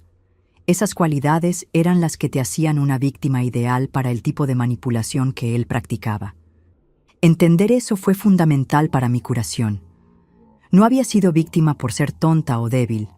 Había sido víctima porque un criminal experimentado había dirigido sus técnicas de manipulación específicamente contra mujeres como yo. Poco a poco, fui redescubriendo mi identidad fuera del contexto de la organización religiosa. Durante más de 3 años, mi vida había girado completamente en torno a las actividades de los testigos de Jehová.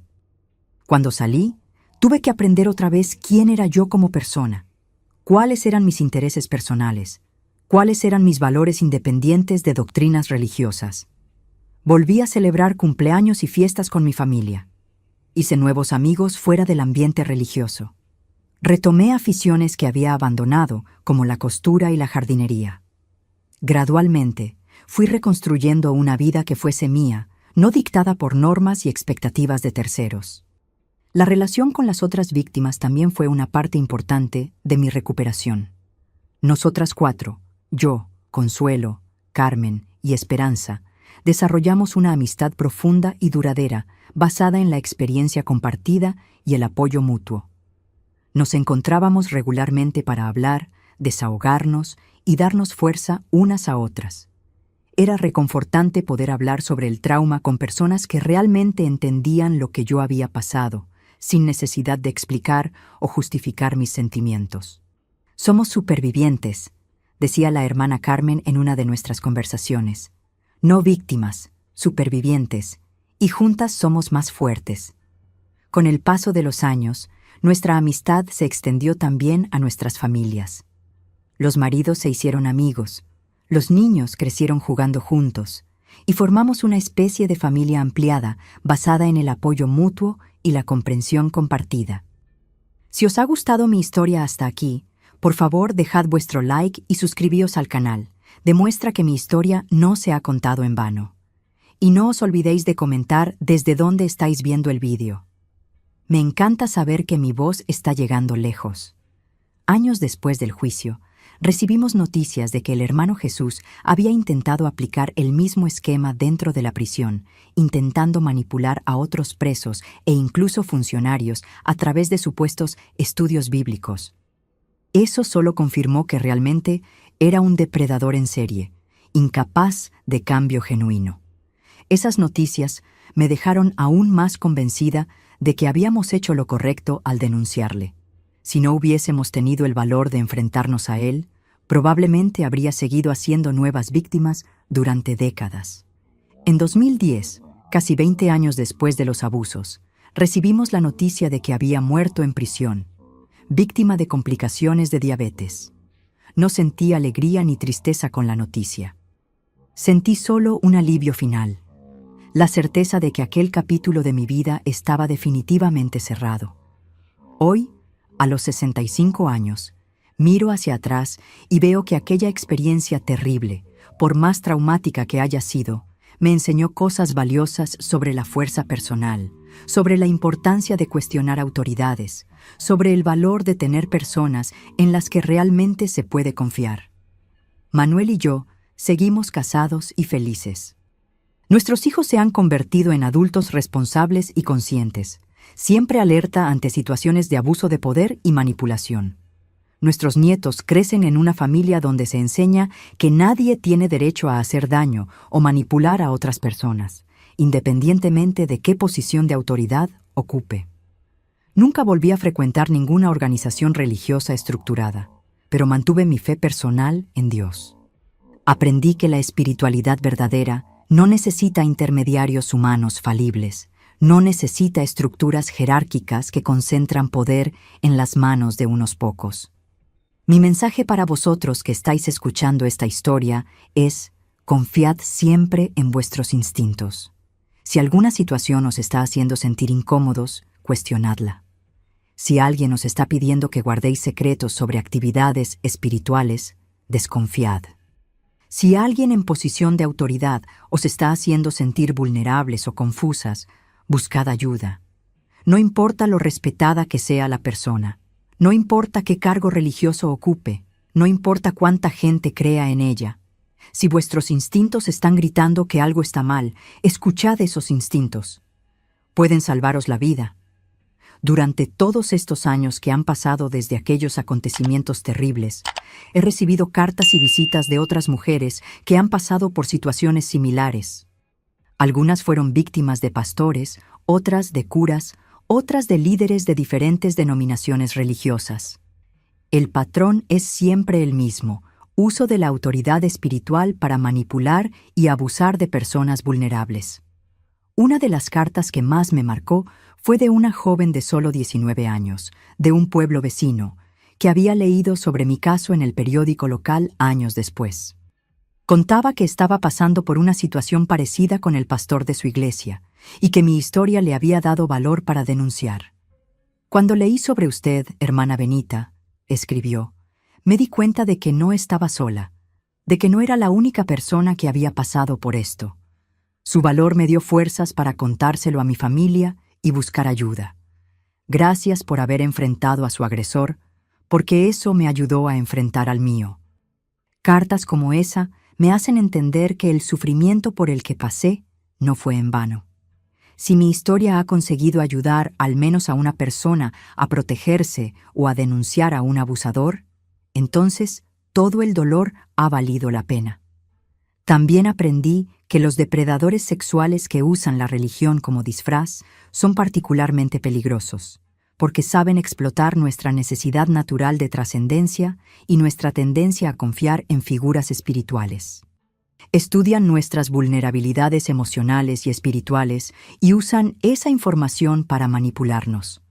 Lo que más impresiona en casos como el suyo, me explicó un comisario especializado en delitos sexuales años después, es cómo estos criminales consiguen invertir completamente la realidad en la mente de las víctimas. Os hacen creer que el abuso es en realidad una bendición, que la violación es purificación espiritual. Esta inversión de la realidad es una de las cosas más diabólicas que un ser humano puede hacerle a otro. Coger algo sagrado y puro como la búsqueda espiritual y transformarlo en una herramienta de dominación y abuso es una profanación que va mucho más allá del delito físico. Durante mi proceso de recuperación, leí mucho sobre manipulación psicológica y abuso espiritual. Descubrí que existen técnicas bien documentadas que personas malintencionadas usan para romper las defensas psicológicas de sus víctimas. Aislamiento social, creación de dependencia emocional, alternancia entre recompensa y castigo, uso de lenguaje confuso y contradictorio. El hermano Jesús había aplicado todas esas técnicas con maestría.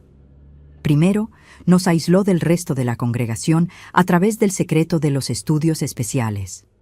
Después, creó dependencia emocional haciéndonos sentir especiales y elegidas.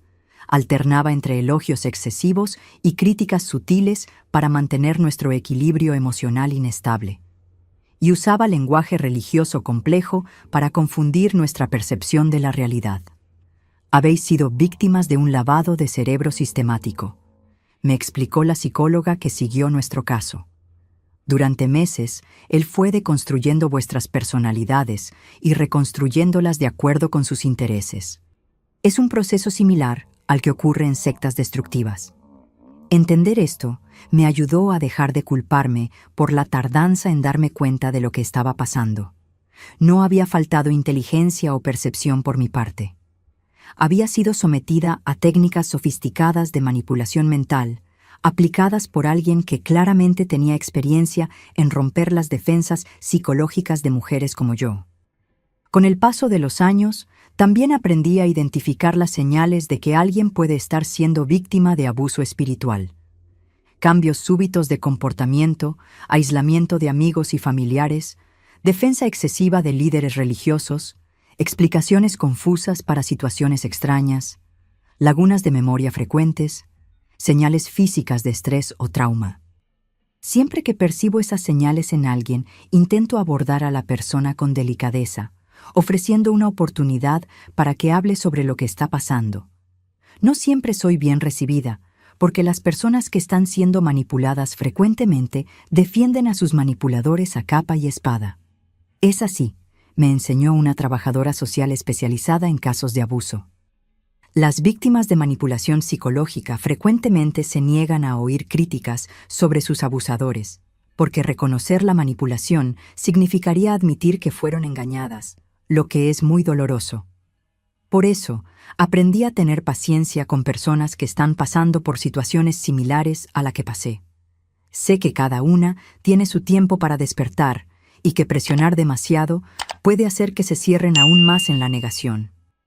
Uno de los cambios más importantes que hice en mi vida después de toda esa experiencia fue desarrollar una actitud mucho más cuestionadora respecto a las autoridades.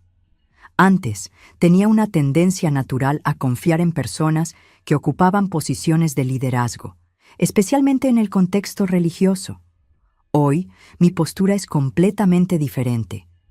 La autoridad tiene que ganarse a través de acciones consistentes, no simplemente aceptarse porque alguien ocupe un cargo. Y aun cuando confío en alguien, mantengo siempre un nivel saludable de escepticismo y observación. Confía, pero verifica, se convirtió en mi lema personal. Puedo dar el beneficio de la duda a las personas, pero siempre estoy atenta a inconsistencias entre lo que dicen y lo que hacen. Este cambio de actitud se extendió a todas las áreas de mi vida. Me volví más crítica respecto a políticos, más cautelosa con vendedores, más cuestionadora respecto a profesionales de la salud. No es que desconfíe de todo el mundo, pero aprendí que confiar ciegamente en cualquier persona puede ser peligroso. Les enseñé esta lección a mis hijos desde pequeños. Siempre les dije que ningún adulto tiene derecho a pedirles que guarden secretos sobre situaciones que los incomoden, que la autoridad verdadera nunca necesita imponerse a través del miedo o el chantaje, que siempre pueden cuestionar cualquier cosa que no entiendan o que les moleste. Si algún adulto os dice que no podéis contarle algo a los padres, siempre les decía, es porque esa persona está haciendo algo malo. Las personas honestas no necesitan secretos. Afortunadamente, mis hijos crecieron sin tener nunca que enfrentar situaciones de abuso, pero sé que las lecciones que aprendí con mi experiencia les ayudaron a desarrollar mecanismos saludables de autodefensa. Juanito hoy es un hombre de 42 años, casado, padre de 3 hijos y trabaja como profesor en una escuela pública. Siempre dice que mi historia le enseñó a ser extremadamente cuidadoso en la forma como trata con sus alumnos, especialmente las niñas, para nunca crear situaciones que puedan ser mal interpretadas o que pongan a los niños en posición de vulnerabilidad. Aprendí contigo, mamá, que las personas en posición de autoridad tienen una responsabilidad extra de proteger a quien está bajo su cuidado, me dijo en una conversación reciente. Nunca me olvido de eso en mi trabajo. María se convirtió en una mujer fuerte e independiente, trabaja como enfermera y siempre ha sido muy activa en causas relacionadas con los derechos de las mujeres. Frecuentemente participa en charlas sobre prevención de la violencia doméstica y abuso sexual, y siempre dice que fue inspirada por mi valor al enfrentarme a mi agresor.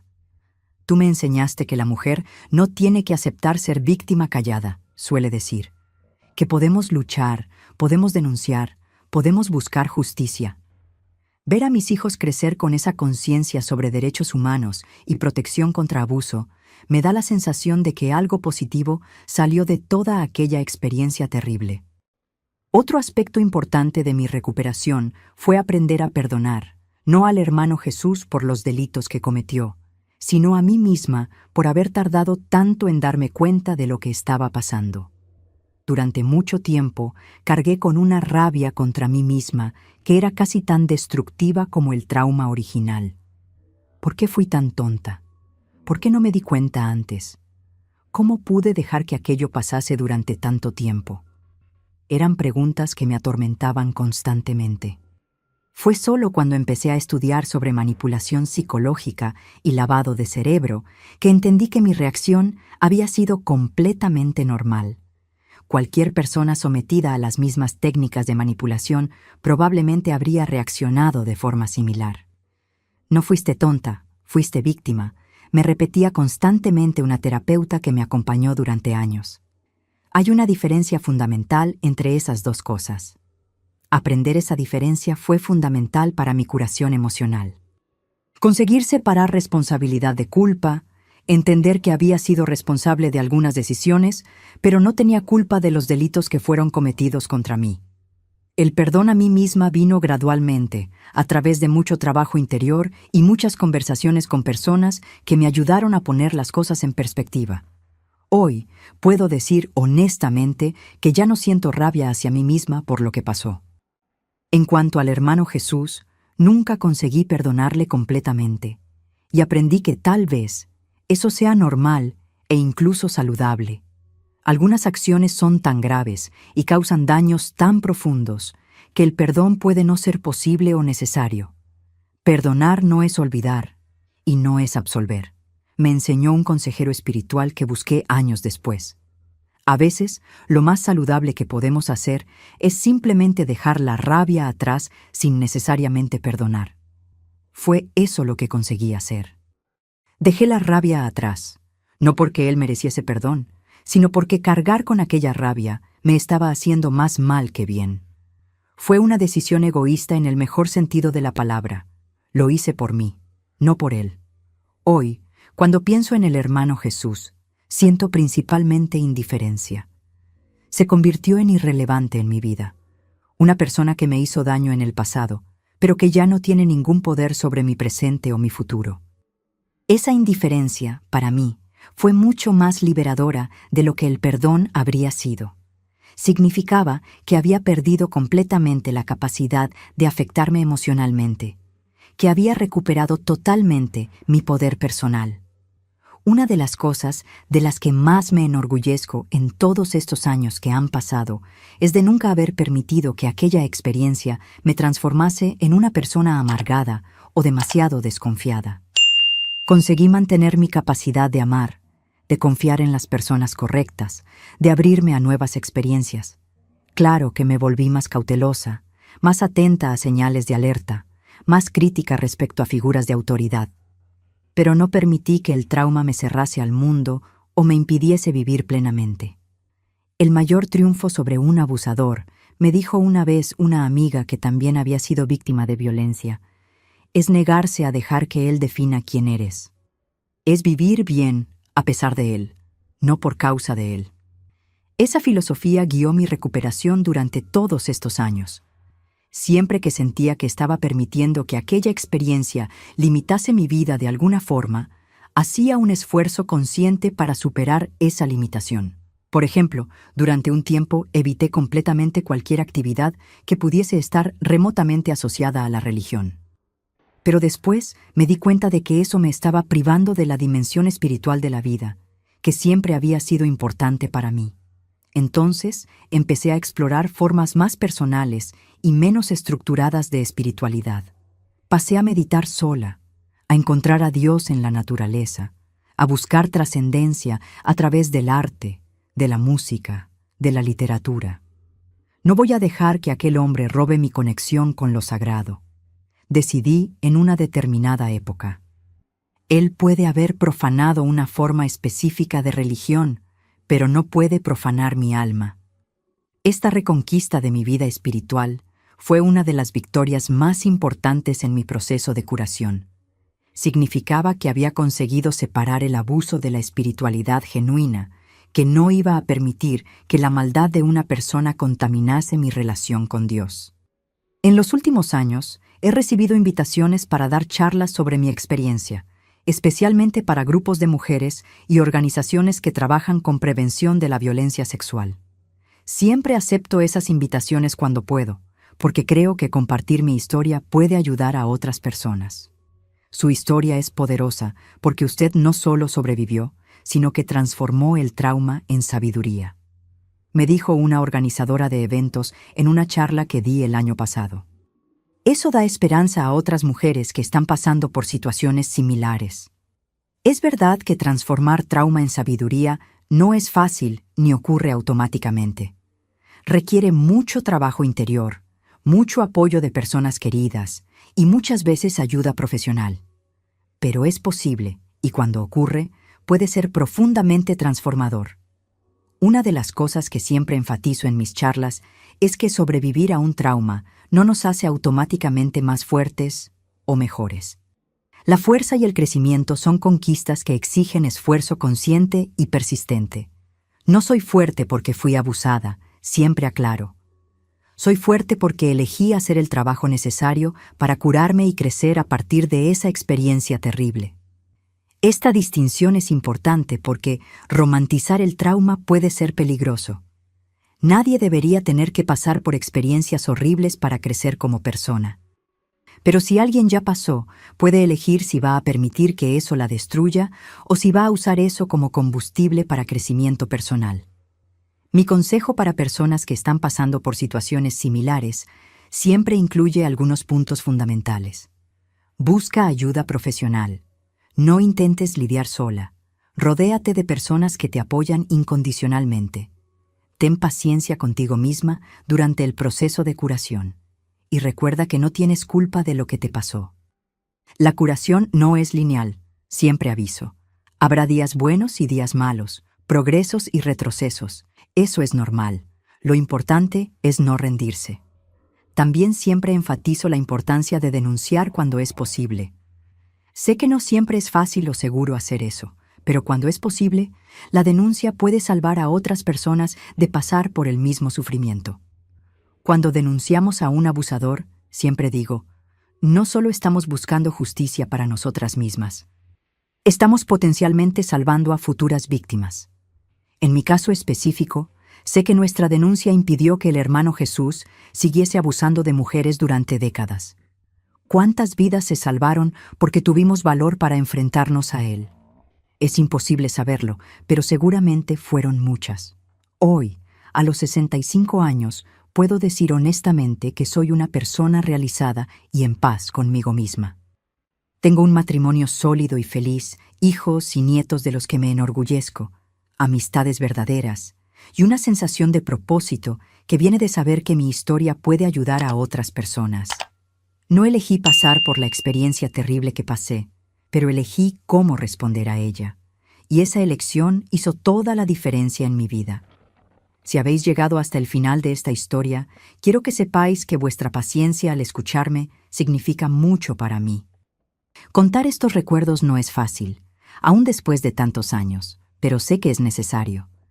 Si vosotras o alguien que conocéis está pasando por una situación de abuso, recordad, no estáis solas, no tenéis culpa, merecéis ayuda y protección, y es posible superar y reconstruir vuestra vida. La oscuridad puede parecer eterna cuando estamos dentro de ella, pero siempre hay una luz esperando del otro lado. A veces necesitamos valor para caminar hacia esa luz. A veces necesitamos ayuda para encontrarla, pero siempre está ahí. Mi mensaje final para vosotras es: nunca os rindáis.